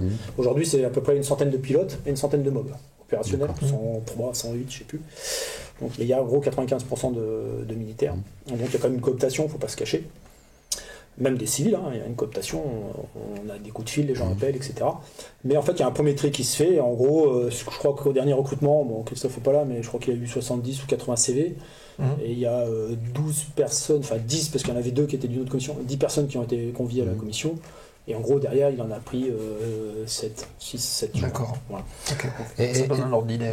Donc là, tu as expliqué pour quelqu'un qui a déjà de l'expérience, tout ça, mais est-ce que tu peux expliquer quel parcours un jeune, là, il va avoir son bac là, au mois de juin pour faire plaisir à maman, parce que c'est fait pour ça le bac. Il va avoir son bac. À ce jeune-là, quel parcours tu pourrais lui conseiller de faire pour... Alors moi, le meilleur parcours que je peux lui conseiller de faire là, pour avoir plus de chance, c'est de faire la pilote militaire. D'accord. Que ce soit dans la marine, dans l'armée de l'air ou dans la LAT. Il n'y a pas de différence, on recrute différemment. Alors, de temps en temps, c'est plus du marin, de temps en temps, c'est plus du armateur, mais c'est c'est inhérent à ce que les armées libèrent comme pilote, quoi. Donc prendre une armée et faire pilote d'hélicoptère dans l'armée. Choisir plutôt du lourd, même si le Tigre, ça fait rêver, moi ça m'a fait rêver le Tigre. C'est un peu le F-14 Tomcat de l'hélicoptère, quoi. Mais le Tigre aujourd'hui, du fait qu'il n'est pas IFR, voilà, il y a un petit... Donc c'est de faire... Alors le problème, c'est que faire l'armée, c'est au bas mot 10 ans pour pouvoir quitter l'armée après un premier contrat, et en tout cas pour la LAT, il n'aura pas forcément les qualifications civiles requises, parce que la LAT ne donnera pas les qualifs pour regarder ses personnels. D'accord, Et donc en gros, il faudra faire 20 ans d'armée, et qui est une expérience extraordinaire. Voilà. Ah oui. Il y a plein de choses. Alors, il y a des trucs pas drôles dans l'armée, mais il y a plein de choses extraordinaires, on fait des choses formidables. Et après, en fait, postuler à la sécurité civile. D'accord. Si la personne ne veut pas faire l'armée, il va falloir faire donc un CPL ou un ATPL privé. Enfin, Alors, il faut Civil, dire aussi civil, que, ouais, voilà, civil, voilà. et il faut dire aussi un peu, que, puisqu'on entend souvent des écoles, formation de pilote de ligne, civil, tout ça. Il y a pareil pour les hélicoptères. Il y a pareil pour les Il y a le hélicoptères, même parcours pour les hélicoptères. Voilà, il y a SAF avec training, il y a HUTC, enfin il y a plein d'écoles de pilotes, je ne voudrais pas en citer toutes parce que je ne pourrais pas, et donc passer un CPL, donc un pilote professionnel, et après il faut engranger les heures. Ouais. Donc engranger les heures, c'est soit faire du levage, où on fait beaucoup d'heures de vol, soit faire de la ligne, soit faire alors du offshore, mais le offshore ça veut dire passer le biturbine IFR, donc c'est un investissement en argent qui est quand même pas négligeable du tout, c'est 150 000 euros au babo, hein. Donc c'est un investissement, enfin un crédit à prendre pour augmenter ses heures de vol et pouvoir postuler à la sécurité civile avec quand même un gros bagage, parce que la différence entre un pilote militaire et un pilote civil, c'est que le pilote militaire, il n'est pas meilleur, mais il a vu beaucoup plus de situations qu'en règle générale un pilote civil. Souvent un pilote civil, il a fait beaucoup de montagnes, il a fait beaucoup de levage, il a fait beaucoup de offshore, etc. Après ses diplômes, voilà. il a trouvé un pas boulot. pour tout le monde, mais il a trouvé son boulot, il a fait son boulot, et puis après, voilà. Alors que le pilote militaire, lui, en général, il allait en Afrique, il allait dans les pays nordiques, donc il a connu la neige, le sable. Il vole sous jumelles d'avion nocturne, ce qui est un gros, donc déjà une grosse différence aussi, avec les civils. Voilà, il a vu beaucoup de choses dans ce sens-là, et du coup il a une expérience qui est différente, mais qui est plus variée, on va dire. Ben, c'est ce qu'on disait d'ailleurs pour transposer sur les avions avec Jean-Marc Mathéo. On disait que c'était un peu le même principe, avec le bagage militaire qui amène un peu plus d'expertise dans des situations plus complexes que l'aspect civil, mais qu'un civil peut quand même rattraper. Tu peux rattraper, tout à voilà. fait. C'est pas quelque chose de rédhibitoire. Les jumelles d'avion nocturne, pour parler de ça, aujourd'hui, au groupement hélicoptère, pour entrer, il faut 200 heures de nuit. Donc en règle générale, un pilote militaire, il a 200 heures de nuit, dont 200 heures de JVN. Un pilote militaire, il vole quasiment exclusivement en JVN. Voilà, mais donc on a des gens qui ont 200 heures de JVN, 500, 1000, 1002. Voilà. Ouais. Donc on a tout ça. Le pilote civil est à zéro. Mais on lui fait un stage qui est un peu plus, qui est plus gros, plus conséquent qu'un pilote militaire, forcément, quand il revient à Nîmes. On lui va faire un stage plus conséquent, et après il n'est pas lâché dans la nature. Il arrive sur base, et sur base il est restreint à certaines missions, il est restreint à certaines météos, enfin niveau nuit, pas météo mais niveau nuit, mais ça représente, etc. pendant un certain temps, jusqu'à acquérir une expérience qui le permette de faire toutes les missions jumelles en sécurité, au même titre qu'un pilote militaire. Donc c'est pour ça que ça ne pose pas de problème. Voilà. Le problème, c'est recruter du pilote civil qui a l'expérience suffisante pour rentrer, et l'IFR, parce que l'IFR, c'est pas peu de pilotes civils qui ont l'IFR. C'est très simple. Au LUC, au Cahier des Morts, à l'école, donc à l'ATO dans laquelle j'étais CMM, on faisait, alors je ne sais plus le chiffre, mais c'est pas loin de 97% des IFR délivrés en France étaient délivrés par nous. 97%. D'accord. DAX délivre 93 ou 94% des CPL en France. D'accord, ouais. Donc c'est vraiment un vivier militaire. D'accord.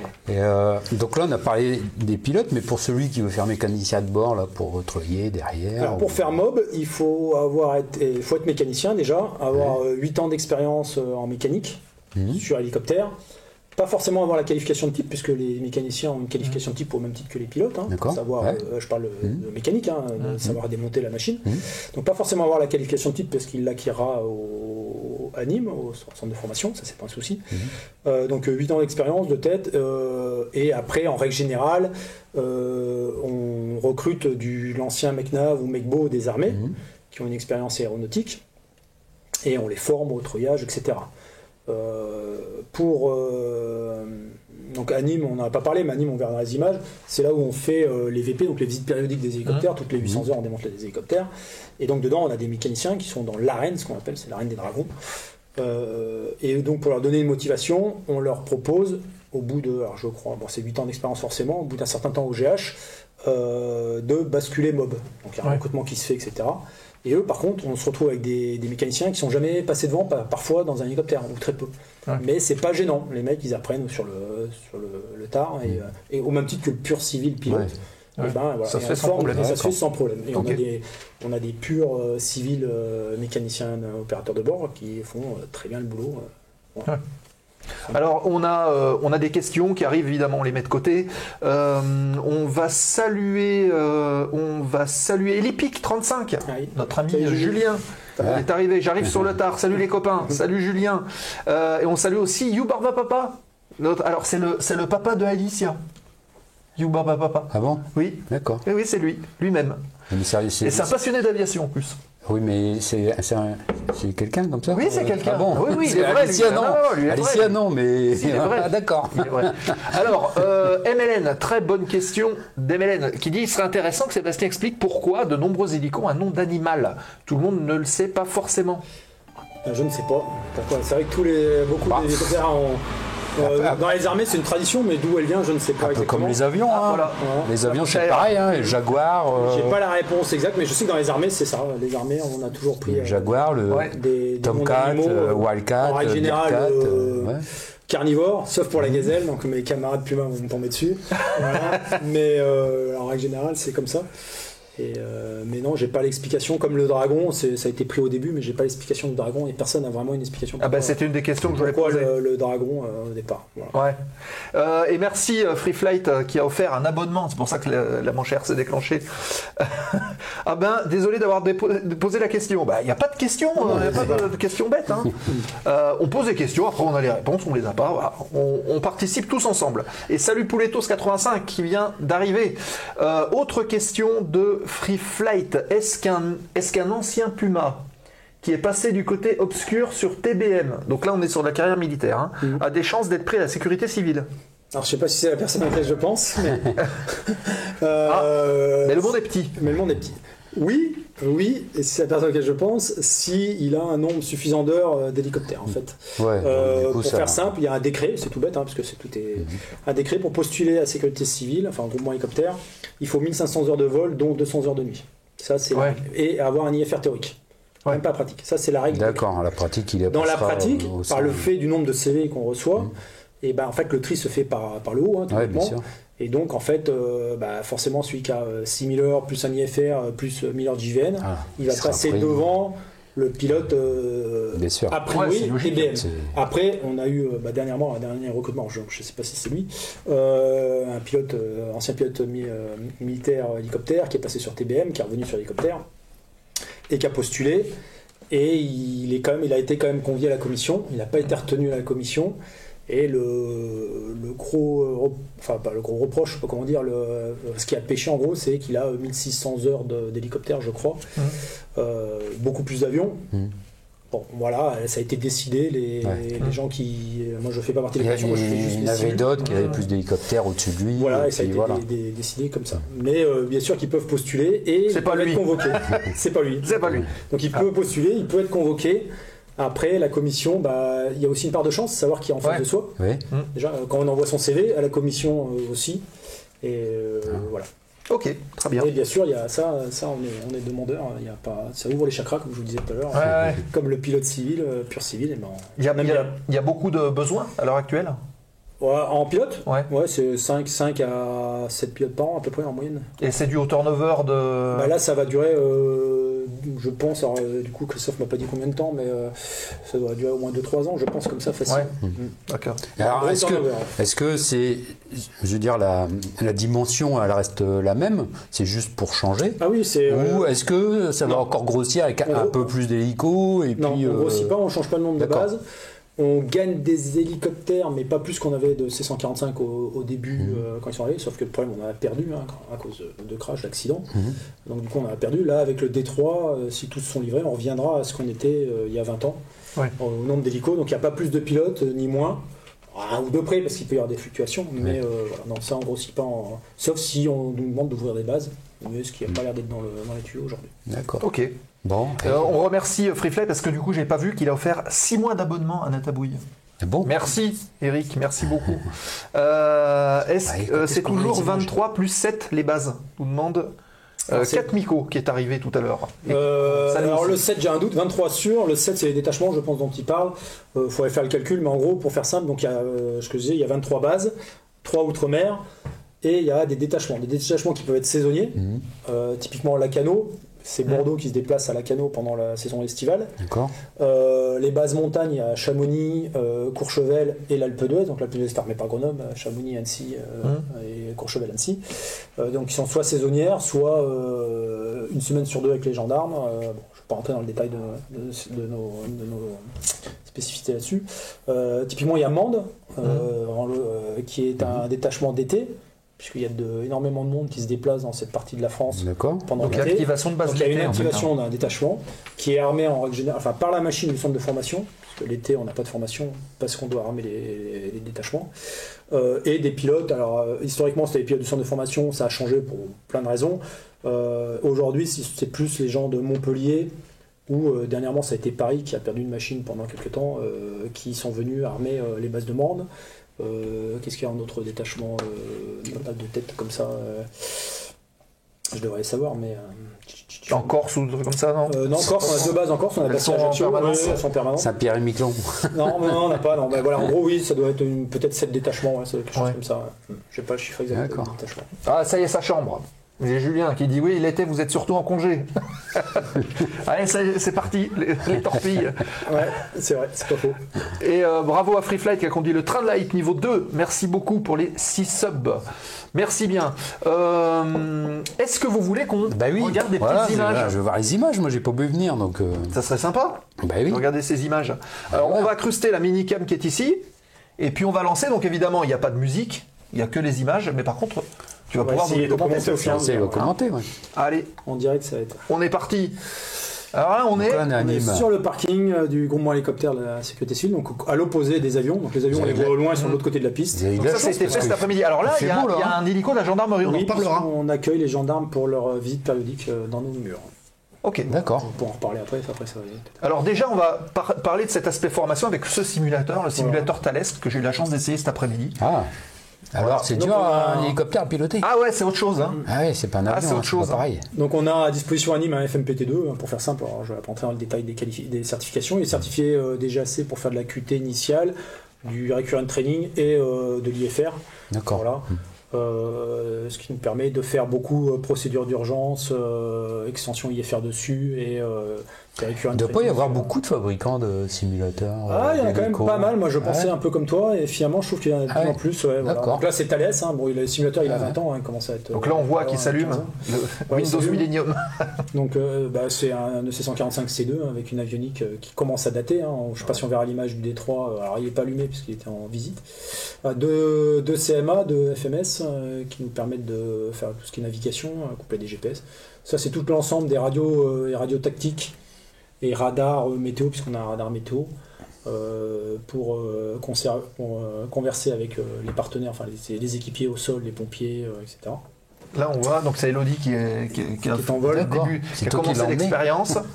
Et alors, c'est assez bluffant parce que c'est vrai qu'on a vraiment l'impression de bouger avec la machine. Hein, Voilà, quand, c'est pas un FFS, pas un Full Flight Simulator, donc il bouge pas celui-là. Mais bon, ça fait le taf pour ce qu'on a besoin de faire. Parce que nous, on cherche pas à former des pilotes initiaux. Ouais. Oui. Donc tous les pilotes savent piloter, ceux chez nous. Donc voilà, vraiment c'est pour de la procédure. Donc ça fait le travail. Donc là, on voit vue de derrière. On a vraiment l'impression d'être en vol. Bah ouais. Et j'étais derrière pour faire le. Donc pour Les info, images. un hélico de la sécurité civile, un dragon, il y a un pilote à droite, là, donc la place d'Elodie, et à gauche c'est la place du mécanicien opérateur de bord. Voilà. Alors, On n'a pas de, on est toujours en single pilot. pourquoi dans les hélicos, les pilotes qu'on a en bord sont à droite? C'est historique. C'est comme ça. Ça a été, en fait, le pilote aux commandes est à droite. Voilà. D'accord. Alors après, il y avait des histoires de rotation de rotor avec la résonance sol, je sais pas si ça vous parle, qui faisait qu'on mettait le pilote à droite, D'accord. que tous les calculs étaient faits pour que le pilote soit à droite. D'accord. On pourrait pas- Parce que dans l'aviation, on sait que c'est à gauche, on sait pourquoi, parce que c'est la cavalerie, historiquement. Ouais, voilà, c'était. C'était les Là, cavaliers, c'était donc. technique sur les hélicos. Mhm. Il y avait un sens de rotation du rotor. Alors, ce qui est plus vrai, puisque typiquement le BK il tourne dans le mauvais sens, puisqu'il tourne côté allemand, donc ça Ouais. s'inverse des aiguilles d'une montre. Mais Et bienvenue Alexandre Nil qui vient d'arriver. donc, je sais pas, là après, on voit voilà, instrumentation. Et bienvenue à Baptiste. Il dit Janvier Elodie. Ah bah oui. Alors, vas-y, ton expérience, là, Et- Seb, t'as piloté. Alors justement, on va voir après. Là, c'est Elodie qui est encore aux commandes. Surtout la marine, Nico nous dit. Et on salue Chef Odel qui est un passionné. Il a une chaîne Twitch et c'est un passionné d'hélicoptère. Ouais. Voilà. Donc il est au bon endroit. Bienvenue Alexandre Nil. Alors, là c'est moi, voilà. Ah. Ça se... Alors vas-y, explique, comment c'est dur là? Eh ben c'est comme un avion, c'est-à-dire que ça se pilote vraiment sur une toute petite surface, Ouais. on va dire. Et par contre, la gestion de puissance est vraiment très très délicate à Ouais, faire. parce que C'est ce qui m'a marqué, c'est-à-dire qu'on a la très, puissance, très c'est peu de comme débattement. en moto, c'est des trucs d'accélérateur comme ça, non? C'est ça? Non. En fait, faut tirer. Ah d'accord. Sébastien peut peut-être quoi, expliquer mais le... C'est-à-dire, Alors, on a- donc il y a le manche un peu comme Il y en a avion. un cyclique comme en avion. Voilà, voilà. il y a les palonniers. Il y a les palonniers comme en avion, Voilà. plus en stationnaire, ça sert Et un sur peu le plus. côté, il y a- Sur le côté, il y a un pas général, un pas collectif. Il y a ce qu'on appelle. le collectif et le moteur, c'est. Non, en fait, c'est c'est régulé plus ça. chez nous. Ah, d'accord. Sur les. Alors, je connais pas tous les hélicos, mais les Robinson ou les petits hélicoptères, il faut avoir une régulation manuelle, donc une conduite de D'accord. gaz, une mobile. Ouais. Ouais, voilà. Sur les hélicos à turbine, c'est régulé par un régulateur. D'accord. Donc, c'est tout fait automatiquement. Donc, en fait, on a juste à tirer le pas général. Et le pas général représente un peu la puissance. Donc, ça se permet de se mettre en stationnaire. Et une fois que vous êtes en vol, pour un pilote avion, pour schématiser, c'est un peu la manette des gaz. Ouais. C'est-à-dire, plus vous tirez, plus vous allez pouvoir aller vite. D'accord. Parce qu'il va y avoir tendance à vouloir monter. Donc vous allez l'incliner vers l'avant, piquer du nez, donc il va accélérer. Donc vous allez. D'accord. Et inversement, si vous baissez, il va vouloir descendre. D'accord. Et bienvenue Baptistou et GD Potier qui nous suivent. Bienvenue. On va enfin parler du Vartom. Non. Alors, on enchaîne, on sort du simu et on va rentrer dans l'arène, la mécanique. Et on va commenter un petit peu tout ça. Alors voilà. Donc là, on est ce qu'on appelle l'arène, donc l'arène des dragons, où nous avons des postes pour les visites périodiques des hélicos. Les pièces détachées, là. Ouais, en fait, c'est un hélico qui est démonté. Qui est démonté. Ouais. Il y a plein de petits box. Il y a plein de box. Donc il y en a d'accord. 12 normalement. Alors 12 Ah ouais. ne sont pas armés. Déjà, on en a 2 prêtés aux gendarmes. Qui ont Qu'on voit des ici, EC, d'ailleurs, voilà, devant. qu'on voit là, celui-là. D'accord, ouais. Qui ont des EC145 et qui viennent faire leur VP chez nous. Alors ils viennent avec leur équipe, hein, mais ils utilisent notre infrastructure. C'est un contrat avec eux. Enfin, voilà. VP, visite. Donc visite périodique, toutes les 800 heures, D'accord. chaque hélicoptère est démonté entièrement et on repart les Ah oui. patins, enfin si nécessaire. Ah oui, hein. c'est On change des plus, c'est pièces, plus etc. fréquent que les avions, j'ai l'impression. Je sais hein. pas, mais nous c'est 800 heures. Et ce que je disais, 800 heures suivant les bases, ça représente un an et demi de base. Les avions, il y a les visites 1000 heures. Donc ça revient vite. Les pales, on a la spécificité qui est assez rare pour le souligner, d'être en capacité de repeindre les pales. Alors pas la D'accord. totalité de les pales. Airbus a formé des gens chez nous, entre autres Henri qui est notre peintre et qui a la capacité de repeindre les pales. Ce qui est assez rare. Pourquoi c'est spécifique Parce de qu'il y a les une repeindre histoire de poids. Si tu veux, Ah tu veux oui. faire une pause. Il y a une histoire de poids en fait. La pale elle est équilibrée au gramme près. Ah Et si oui, tu mets de la peinture d'accord. dessus, bah, ça augmente son gramme. Oui, donc bien sûr. Henri pourrait nous expliquer, mais sur une pale, je vais dire une pale de rack, donc une pale de rotor anti-coupe est plus petite, je sais pas, mais il a le droit peut-être à 3 grammes de tolérance. Quoi. 3 grammes, c'est rien. Quoi. Donc il ponce, il Ah a oui, mis de la peinture, il faut que. effectivement, Et bon, après, il y a. Voilà. Donc c'est assez rare pour. J'aurais pas pour pensé spécifier. que ce soit. Voilà. D'accord. Comme les moteurs. Alors là, on arrive sur un moteur justement. Sur une turbine, on est en capacité, nos mécaniciens sont formés pour démoduler les moteurs, ce qu'on appelle, c'est-à-dire un moteur, c'est fait plusieurs modules, il y a la chambre de combustion, les turbines, Ouais. etc. Ils sont capables de démoduler pour changer qu'une partie. En règle générale, par exemple, les armées d'où je venais avant, on prenait le moteur, on le mettait dans une caisse, on le renvoyait à Safran, et Safran nous en renvoyait un neuf ou un réparé. Ouais. Nous, on est capable de démoduler, donc d'enlever que la partie qui ne va pas et d'en remettre une nouvelle. D'accord. Donc ça c'est une turbine d'hélicoptère, hein, donc comme un turbopropulseur pour les avions, sauf qu'au lieu d'aller sur une hélice, ça va sur un arbre de transmission qui va sur une boîte de transfert principale, qu'on va voir un peu après, qui va entraîner le rotor principal et le rotor de queue. Donc une entrée d'air, voilà, l'air rentre dedans, va dans une chambre de combustion où il y a le mélange kérosène-air qui va dedans, qui s'enflamme, qui crée forcément une surpression, et qui va sortir derrière, je ne sais pas si on voit l'image, par les aubes de turbine. On va le voir On va le normalement. voir, voilà. Donc il y a des aubes de turbine derrière, donc comme un moulin à vent, hein, tout bêtement. Ouais, Et donc en fait ça va tourner très vite. Donc une turbine, alors, même le mécano-moteur il n'était pas capable de venir exactement. Alors sur Gazelle je savais, mais là ça doit être une 50-55 000 tours par minute. Donc Ça, c'est énorme. Cette roue elle tourne à 55 000 tours par minute, donc ça tourne très très vite. Sauf qu'après c'est démultiplié. Voilà, donc renvoyer c'est au par rotor. cette boîte qu'on voit en dessous là. Voilà, par la boîte qu'on voit en dessous, qui est une boîte avec un arbre de transmission qui renvoie vers l'avant, et qui renvoie, et pour savoir, un rotor, ça tourne à peu près, alors il peut varier en vitesse, nos rotors sur 145, mais c'est 380 tours par minute à peu près, voilà. Donc vous voyez, une énorme démultiplication, mais c'est ce qui crée la puissance en fait.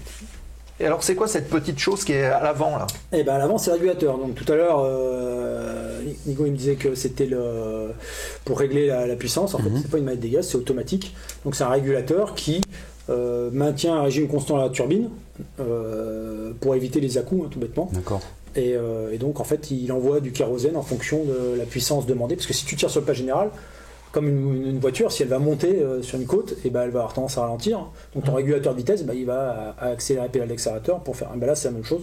Le régulateur va renvoyer plus de carburant, de kérosène dans la chambre de combustion pour augmenter la puissance et garder un régime constant. Ok. C'est ce qu'on appelle un régulateur. D'accord. Là, je vois l'Argibus, il parle des pales à 400 tours minute, 1788 G en bout de pale. Ouais. Ça s'abîme des pales, même sans forcément les taper, quoi. Non, c'est du RFD parce que c'est déjà il y a l'abrasion due au sable, toutes les particules. Et au bout, ça a une durée de vie. Après, elle est contrôlée régulièrement et il y a des échanges de pales par fin de vie ou par.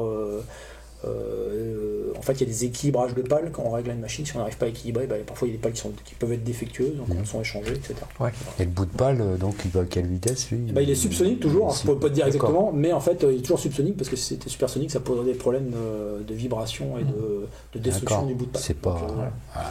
C'est pour ça que la vitesse de l'hélicoptère, quand on prend supercoptère avec ses réacteurs, c'est pas possible parce que le bout de pale tient du supersonique et qu'il n'est pas prévu. Je pensais que ça allait être un hélicoptère que tu aurais aimé piloter. Là, tu vois, ils vont dire ah non, on vient de casser un mythe. Un mythe. Voilà. Alors ça, ce ne sont pas des paniers à frites. C'est pas les paniers à frites, c'est l'entrée d'air tout bêtement des moteurs. Tu vois, moi je suis ch'ti, j'aurais dit ça. Donc on les voit pas de l'extérieur sur 145 puisqu'ils sont cachés derrière les capots boîte de transfert. Voilà, tout bêtement.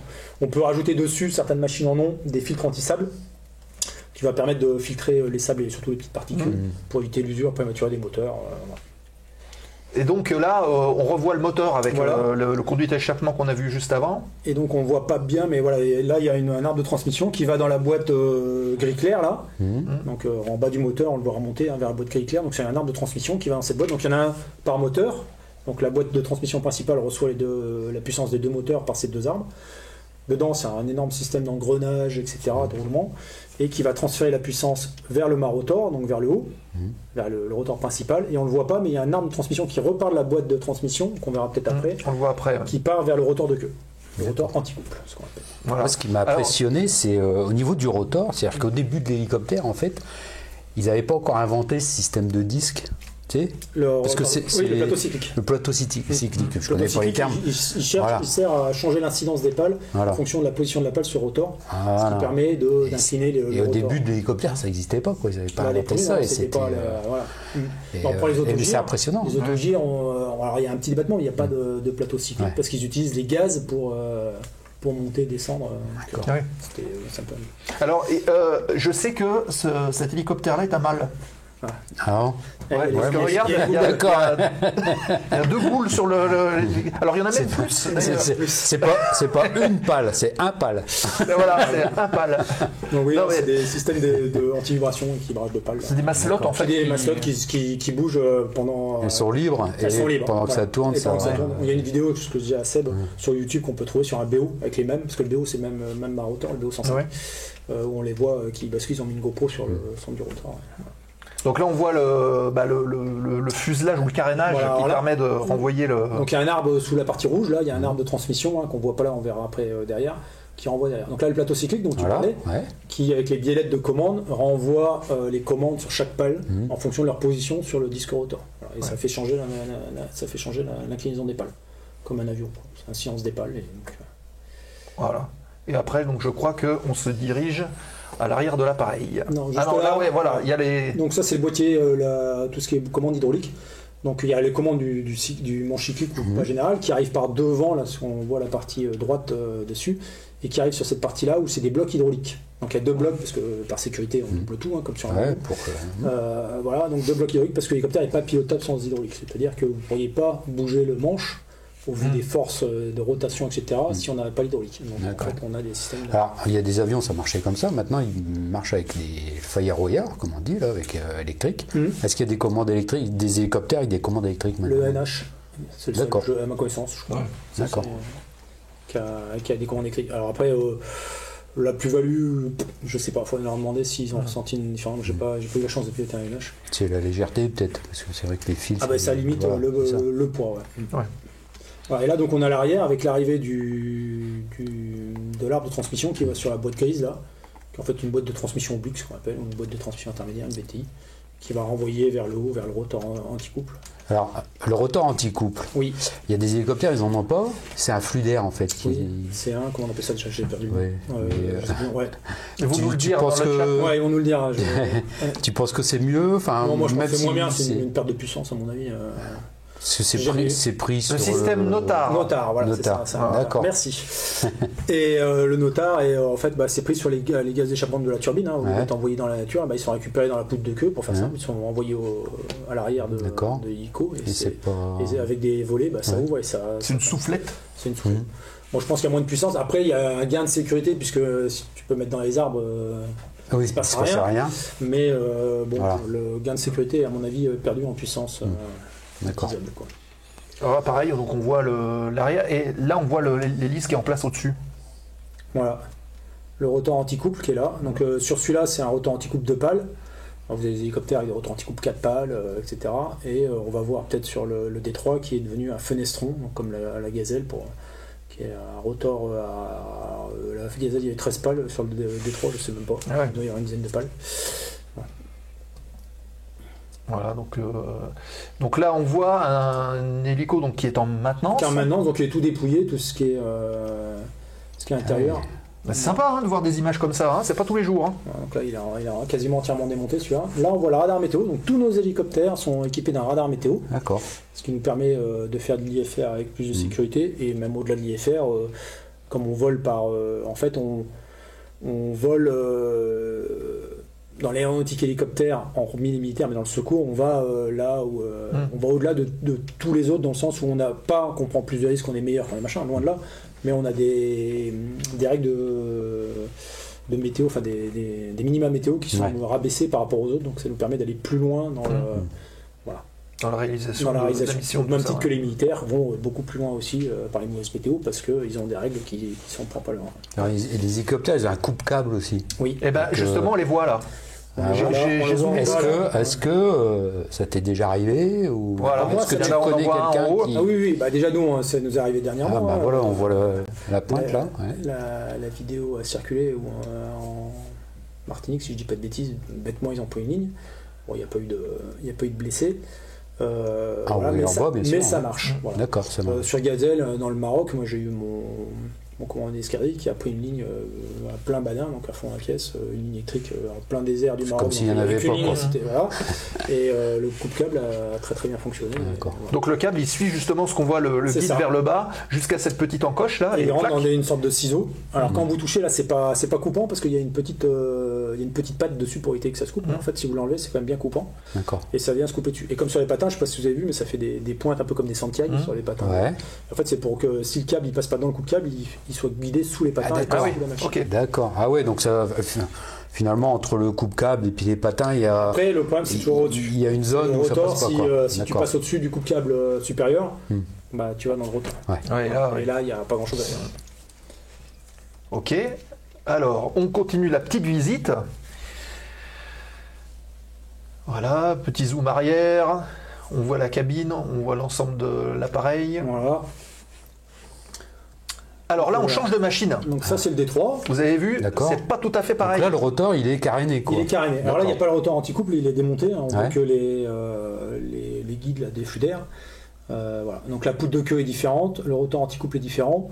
On a 2 moteurs, ça fait 2000 chevaux, donc on gagne 500. Il est plus grand aussi au niveau Non. cabine. Non, c'est pareil. strictement la même cabine. D'accord. Voilà. Simplement, on gagne énormément en puissance, on passe à 2000 chevaux, un rotor anti-couple, beaucoup moins bruyant, 5 pales principales. Et voilà. Et tiens, je te l'ai pas dit quand lors de la visite, mais je sais pas si vous remarquez, mais les pales sont asymétriques, elles sont pas disposées de façon symétrique. Voilà. Et ben ça, c'est pour limiter Oui. le bruit en fait. On voit les D'accord. écarts, Voilà. écarts entre T'as les l'angle fixations. entre chaque pale n'est pas le même. Ah d'accord. Voilà. C'est juste Et- une histoire de bruit, Oui. ça joue pas sur les performances. A priori, pas sur les performances, mais ça D'accord. joue sur le bruit. Moi, au début, je me suis posé le 130, le C130, qui est un des premiers à avoir que j'ai vu ça, ou même le C120. Et on avait posé la question, et a priori, c'est plus pour le bruit. Plus il y a de pales, enfin, je parle Et du vous voyez- grand rotor, moins il y a de bruit. Je vais essayer de... En tout cas, il est moins bruyant. Vous avez vu comme c'est fin? C'est vrai que vraiment le huée, fin, hein. l'hélicoptère du Vietnam, là, il est Oui, assez mais après, c'est d'autres caractéristique. générations. Là, Une voilà. gazelle à 3 pales, et pourtant, ça fait un bordel. Une gazelle, ça fait un bruit de fou, quoi. Il y a Baptiste qui dit est-ce que les pales sont pliables systématiquement ou c'est une option sur les hélicos? Alors sur les hélicos, c'est une option, parce qu'elles sont en 2 parties, c'est pour ça qu'il pose la question sur ceux-là. Ceux-là, ils sont repliables, mais nous, ça n'a pas l'intérêt d'être repliés. Quoi. Ouais. Mais sur les hélicos de la marine, oui, bien sûr, ils ont Oui, des pour les systèmes de ranger repliage dans le pour les bateau. ranger. Ouais, pour bien pouvoir sûr. gagner de la Ou place. même l'armée de terre, hein, une gazelle, ça se replie pas à l'arrière, un puma aussi, pour pouvoir les mettre dans les bateaux gris. Alors vous voyez que l'équipement de bord est plus tout à fait le même. Hein. Alors on n'a pas pu l'allumer parce que bien sûr il était en maintenance, mais donc on a 3 écrans, 3 MFD, ce qu'on appelle, qui sont des grands écrans un peu type iPad, alors ils sont pas tactiles, hein, qui permettent de faire d'avoir toutes les informations, contrairement aux écrans qu'on avait avant, un peu plus cathodiques, on va dire. Voilà. Et on passe à du CMA 9000 à du GTN 750, donc une gamme plus civile, on va dire, de GPS.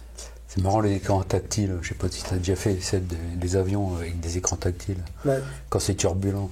Ah oui, En fait, c'est pour ça que l'hélico, on n'aime pas. C'est bizarre. Et pourquoi? Parce que en fait, quand on a du mal à... Alors, c'est parce que le GTN, il est tactile, hein, donc on a quand même... Et je sais qu'Airbus, sur les nouveaux appareils, en train de penser à faire des écrans tactiles complets, mais ils ont pensé aussi à mettre des supports de doigts autour de l'écran pour pouvoir s'accrocher. Oui, bah Ah oui, voilà, c'est ça, accrocher t'es pour obligé de toucher au t'accrocher endroit, pour... Dans voilà. l'hélicoptère qui vibre beaucoup plus Voilà. que l'avion, enfin dans la plupart des avions, c'est un problème. Ouais. L'écran tactile, c'est pas forcément une... Donc là on va voir parce que tu nous l'as mis en route celui-ci. Alors celui-là, ce sont des hélicos qui sont en attente de visite. C'est ça, celui-là est en attente de visite, donc il est dans notre hangar. Voilà, on voit un peu plus en détail avec la quille derrière. Là. Tu sais, j'en ai un à faire en maquette. Alors, donc là, tout l'ensemble des postes radio, et puis voilà, les instruments de bord. Donc, bon. On a une double instrumentation, je vais y arriver. Donc droite et gauche, bon, parce que le mob l'utilise aussi, hein, il nous aide. Et après au milieu, on a FLI, ce qu'on appelle un First Limit Indicator, donc c'est les 2 aiguilles qu'on voit sur l'écran noir du milieu, qui permettent d'avoir la puissance disponible de la machine à l'instant T, en fonction de sa limitation. On a des systèmes de panne, enfin de redondance de panne, etc.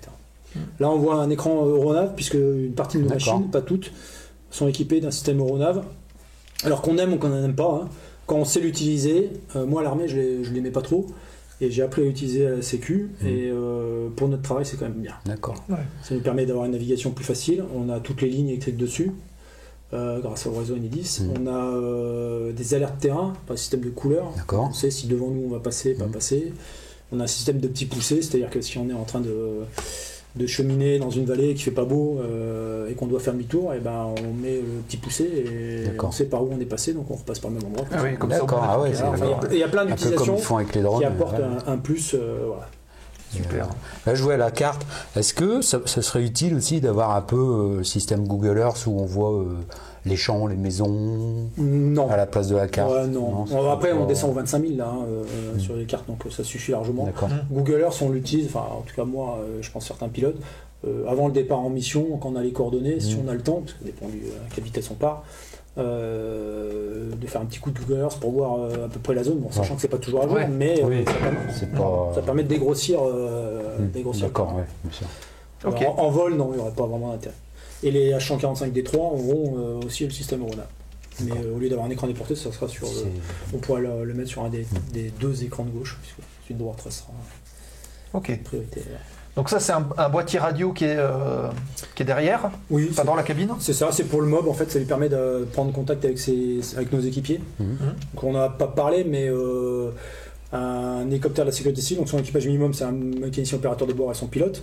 Et après, on emmène des équipiers, ce qu'on appelle, en fonction de la mission. Donc ça peut D'accord. être du pompier, ça peut être du GRIMP, donc groupe de recherche d'intervention en milieu périlleux, ça peut être du PGHM, peloton de gendarmerie de haute montagne, ça peut être un médecin et un infirmier sur un AVP, un accident de la voie publique, un accident de la route pour faire simple, ou sur un arrêt cardiaque, machin. Ça peut être des plongeurs si c'est en mer.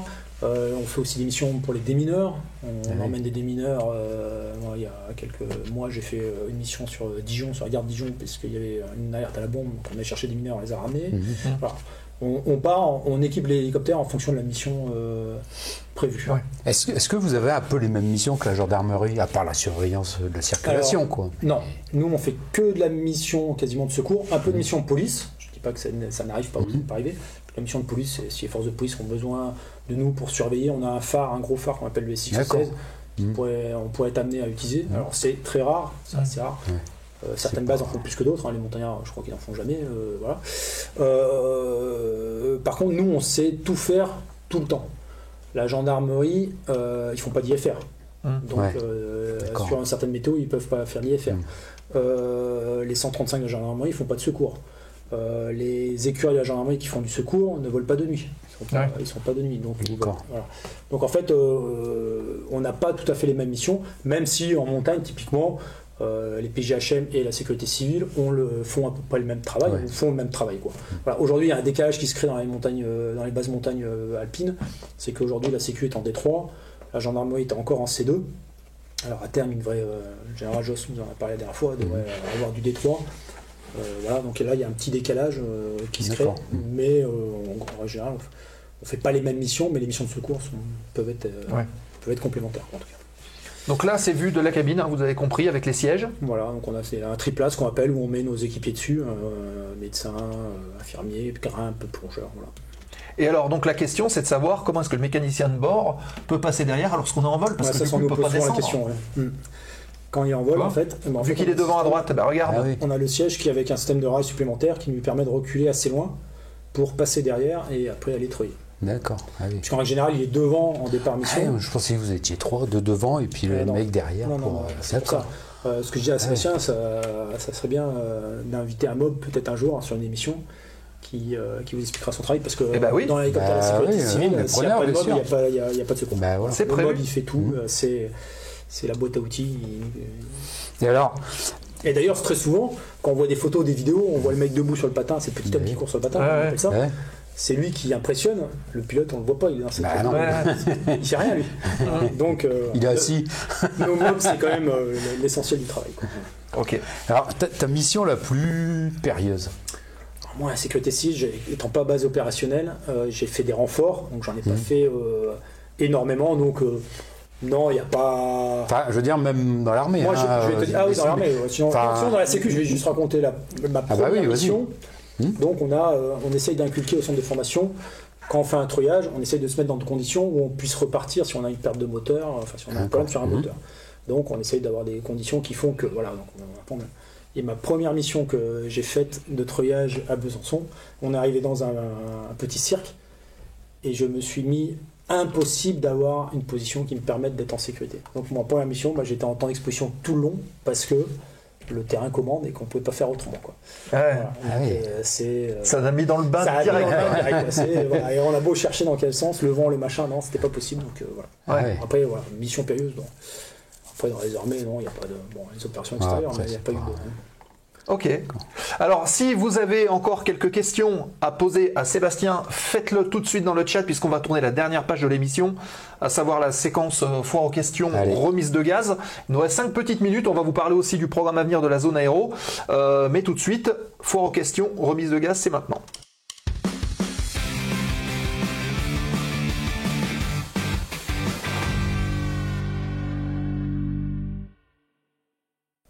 Et la dernière séquence de l'émission, la foire aux questions, remise de gaz, il nous reste 5-10 petites minutes ensemble à passer. Si vous avez des questions à poser à Sébastien qui est là et qui répond sans aucune retenue depuis le début de ce live, et on leur remercie, n'hésitez pas à le faire, vous les postez maintenant dans le chat, on les relaie et on les aborde tous ensemble.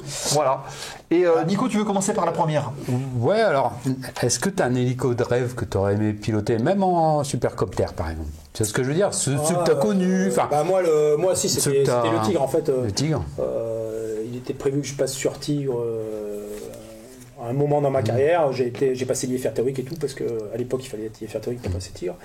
Sauf que le retard du programme a fait que j'ai été débarqué pour entre autres pour le retard du programme. Donc j'ai jamais pu passer sur Tigre. Et après j'étais trop vieux, après trop gros, après trop coupé. Enfin, voilà. Donc ça c'est un peu mon regret. Mais Tonnerre de finalement, feu, ils nous disent. Tonnerre de feu, bah Tonnerre oui, de feu, ouais. voilà. c'est- Bah après quand on a fait l'hélicoptère, tous ces films-là on les regarde avec. Bah oui, Et c'est... que, mais bon.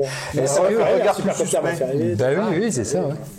Est-ce que, si, parce que là, je me souviens au salon du Bourget, j'avais vu le cube, là, je sais plus, le nom où il y avait 2 hélices. Ah oui, le truc d'Airbus là. Ouais. Oui, je sais plus comment il s'appelle là. Le truc cube, L'hélicoptère, oui, voilà, c'est ils pour vont faire nous des- aider, là. C'est pour faire des records de vitesse. Oui, Voilà. Ouais. Ah oui, les convertibles. Oui. Non, c'était un hélicoptère, ça ressemblait à un dauphin, quoi, Oui, ça c'est ressemblait à un dauphin. C'est un dauphin. Avec, Et- Ah oui, avec sur les le côté, ouais, puis une sorte d'aile voilà, sur le côté, ouais, d'accord. Voilà. c'est le, je sais plus comment il l'appelle. Le mais- X-Cube. Le X-Cube, voilà, c'est À part ça. pour faire du commercial, et puis c'est leur droit, hein. Il n'y a pas d'intérêt. Oui, bien sûr, oui, oui, Parce que le dauphin ça avait l'air est d'être un hélicoptère qui a eu impressionnant, le quoi. record de vitesse pendant des années. Je crois qu'il le maintient encore, je ne suis pas sûr. Les vraiment pro aéro me le diront. Mais voilà, typiquement, un dauphin, il faut savoir qu'un dauphin, ça peut atteindre sa VNE en palier, quoi. Ah oui. Donc voilà. Ah oui, Donc, oui, ah oui, d'accord, effectivement. c'est Alors la VNE, Oui, voilà, on va pour préciser. ceux, la VNE, c'est la vitesse à ne jamais déplacer, dépasser. Never C'est exceed. le trait Voilà. rouge. C'est le trait Un rouge. Ouais. anémomètre. Donc là, c'est-à-dire que si on passe le trait rouge, on risque de casser l'avion carrément, quoi. Ouais. X-Cube 2 en développement. Ouais, vous dites, j'ai vu qu'il était en développement. D'accord. Mais, bon. C'est vrai que c'est les gardes-côtes américains qui avaient ils avaient le Dauphin ou un autre hélicoptère français, je sais plus. Ah, peut-être. Et, En il tout me cas, dans semble. la marine nationale, du dauphin, du panthère, c'est une belle machine. Moi, j'ai jamais eu l'occasion de piloter, mais j'ai volé dedans, mais j'ai pas eu l'occasion de piloter. Ok. No Kill. Pour être mob, faut-il avoir des connaissances en pilotage? Du tout, zéro. Puisque, comme je disais tout à l'heure, il y a des gens de l'arène qui sont même jamais montés devant dans un hélicoptère, donc ils découvrent les aiguilles. Bon, il n'y a plus d'aiguilles, Ah ouais, il y a plus trop d'accord. d'aiguilles, mais voilà. Mais non. Après, c'est un plus. Ça n'engage que moi. Moi, j'aime passer les commandes. Bon, je suis instructeur, hein, donc forcément, Oui, j'ai le droit. tu peux, ouais. Passer les commandes au mob pour qu'il pilote un peu de temps en temps, parce que je me dis le jour où il arrive quelque chose, si le mec il peut me ramener Mais au sol, oui, ça ça peut serait pas arriver, mal, bien ou sûr, tenir la oui, machine oui. le temps que. Donc après il y a le pilote automatique, hein, ça nous permet, on peut aussi lui apprendre à coupler la machine le temps qu'on reprenne nos esprits Bah oui, s'il y a un problème. ça peut arriver, Voilà. ouais. Donc c'est pas nécessaire, mais c'est pas mal. Bon, voilà. C'est un peu en aéroclub, là, ils avaient fait ça au moment de la formation, parce qu'il y avait beaucoup de gens en aéroclub qui emmenaient leur madame, des pilotes qui emmenaient leur madame, et puis s'il y avait un souci, donc il y avait une formation légère pour la madame, au cas où le monsieur il aurait un souci C'est de Free santé. qui a formé Natabouille. Et, Voilà. et Ah, donc nous, là, du coup, la madame, elle peut s'en sortir à... Là avec le D3, le D3 il est capable de faire un statio et un posé jusqu'à 3 pieds seuls tout seul en automatique. D'accord, oui. Alors, après avec une procédure, hein, on a ouais. des couplages à mettre, mais il est capable de ramener, de se faire un posé automatique. Et sur les dernières versions des Lyonix, donc les Lyonix c'est le système électronique embarqué de la machine, même sur des décollages, il fait des décollages automatiques et en cas de panne moteur, il vient se reposer tout seul, sans action du pilote. C'est presque un drone. C'est voilà. Ouais, c'est ça. Il n'y aura plus besoin de pour les- pilote, mais bon. Mais même pour les Ah, ça avions, faut pas hein. le dire. Non, ça faut pas. Même, on va le même dire. pour les avions, ils avaient pas... Il y avait Après, pas- pour le treuillage, ça reste autre chose. Il faut- Ah oui, Là, il faut- là. Il n'y avait pas un système qui était en train d'être au point là, pour les avions où il y avait un gros bouton rouge, tu appuies dessus. Oui, puis ça- l'Autolend. Ouais, Garmin voilà. qui fait ça, ouais. Et bonsoir à Zank, qui fait aussi de la simulation, qui est là. Bienvenue. Soyez le bienvenu dans la zone aéro. Et Willow Tiger, Hello Seb, je commence quand? Alors ça, c'est une question, je pense. Willow Tiger, c'est Willow. Bah voilà. Et ben je sais pas, 1er septembre ou 1er octobre. C'est pas moi, faut demander à Christophe. Bon, on t'attend. Ok. Petite terminer question par celle-là, de ouais. Lord Gibus. Quel est le truc le plus drôle que tu as eu l'occasion de transporter? J'ai pas d'idée comme ça, non, rien de vraiment. Alors drôle ou insolite ou non, quelque chose comme ça?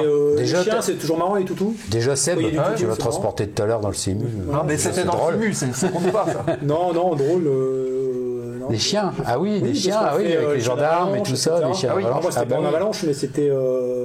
Dans quel cas on a trouvé du toutou? C'était pour entraînement, voilà. C'était son. Il bouge pas, hein, il reste. Ah ouais, c'est extraordinaire. Il reste. Ouais. Il est attaché au bonhomme Oui, il a et touché au vous bonhomme. travaillez les deux. Ouais. Et D'accord, en là, même il temps. était en formation, toutou. D'accord. Donc, Et ça va, il est et resté ça va, calme ouais, il et était tout. calme. Ouais, très bien. Ça, c'est sympa, quoi. C'est marrant. toujours impressionnant de Qui voir vient ça, parfois nous qu'ils faire sont- un petit câlin pendant. Ah ouais. Ah, c'est cool. C'est marrant ça. Un Sinon, chien dans l'hélico, tu sais. Ouais, bien, bien. Ah ouais. Ah, il va falloir prévoir le petit sucre et tout là, maintenant, dans l'avion, dans l'hélico. Ok, merci infiniment. Ben, merci à toi d'être passé, ça nous fait plaisir.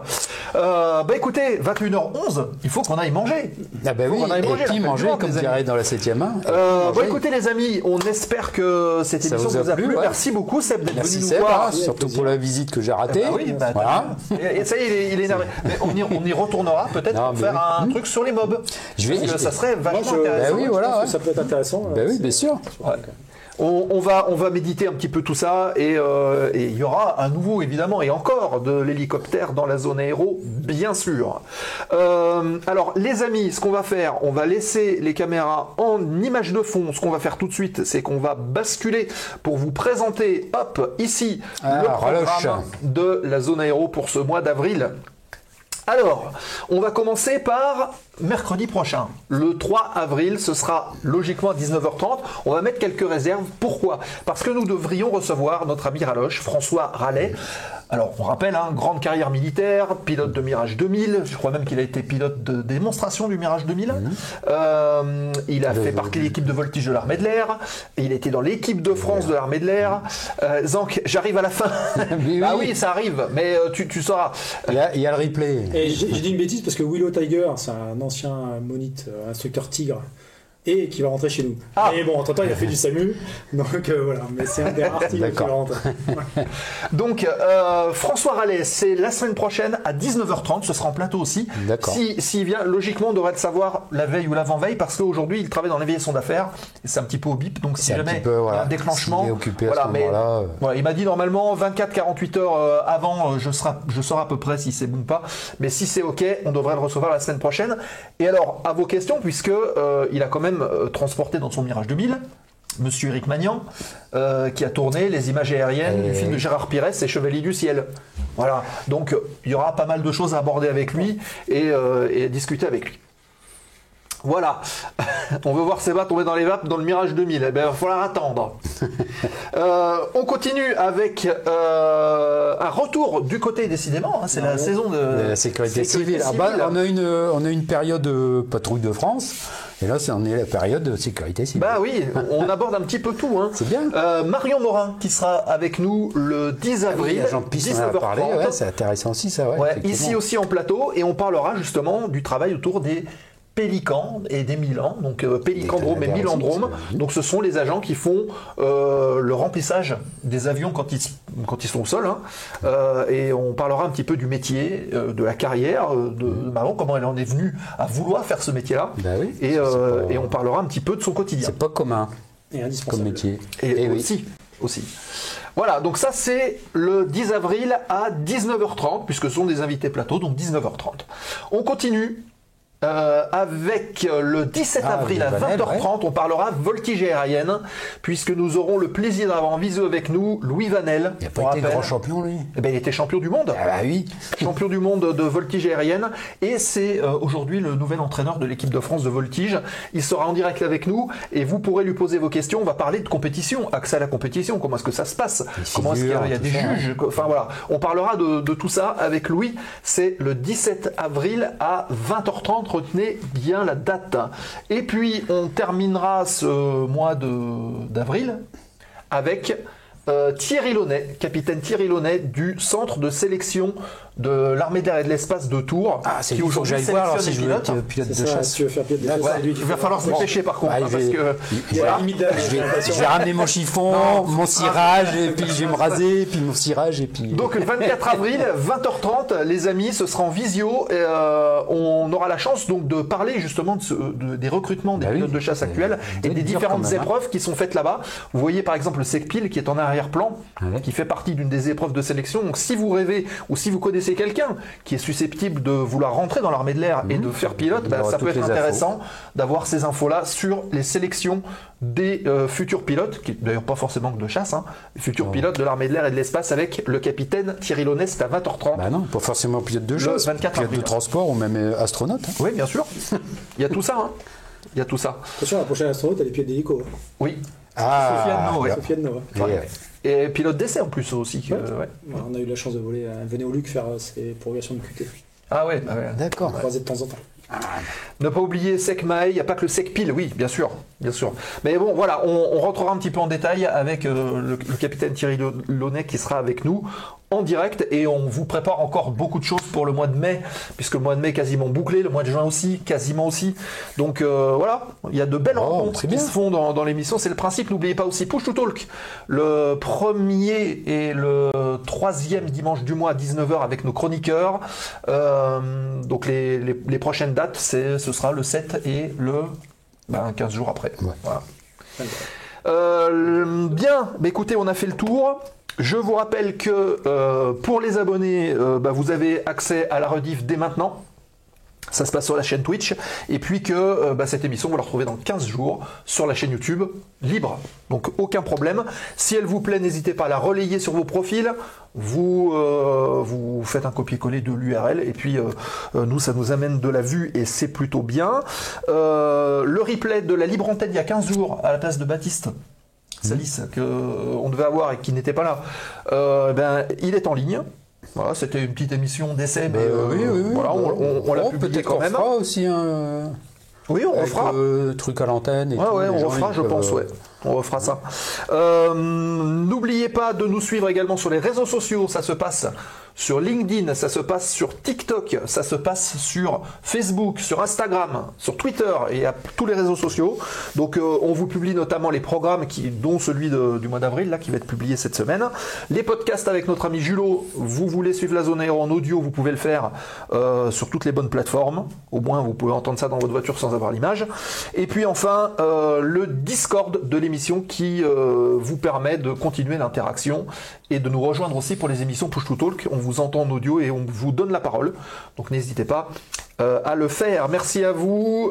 C'était top. Détente, humour. Voilà. Parfait. C'est un bon résumé ça. Détente, partage, humour, impec. Voilà. On est là pour ça et on découvre des métiers, on découvre des belles personnes. Merci de nous avoir fait découvrir le monde des agités de la voilure de la sécurité civile. Merci à vous. Merci beaucoup à toutes et tous. Restez avec nous le temps du raid. Je ne sais pas encore qui est en ligne. Ou si peut-être qu'on va aller voir le capitaine qui est passé il n'y a pas très longtemps. Je crois qu'il fait du jeu vidéo ce soir. On va lui faire un petit coucou. Envoyez-lui au capitaine plein d'émotes de la zone aéro. N'hésitez pas. Donc restez avec nous le temps du raid. La semaine prochaine, on l'a dit, François Rallet. Et d'ici là, on va se connecter sur le Discord. Un petit conseil, il commence à faire beau, donc si vous volez, regardez bien dehors parce que il va commencer à y avoir du monde. Il commence à y avoir du monde dans l'air. Ouais. Donc donc regardez bien dehors quand vous volez. Prudence pour ceux qui commence à faire beau là. Passez une bonne soirée les amis. Rendez-vous la semaine prochaine, même heure, même endroit, même fréquence dans la zone aéro. Et fly safe pour ceux qui volent. Ciao. Au revoir. Ciao, bye bye.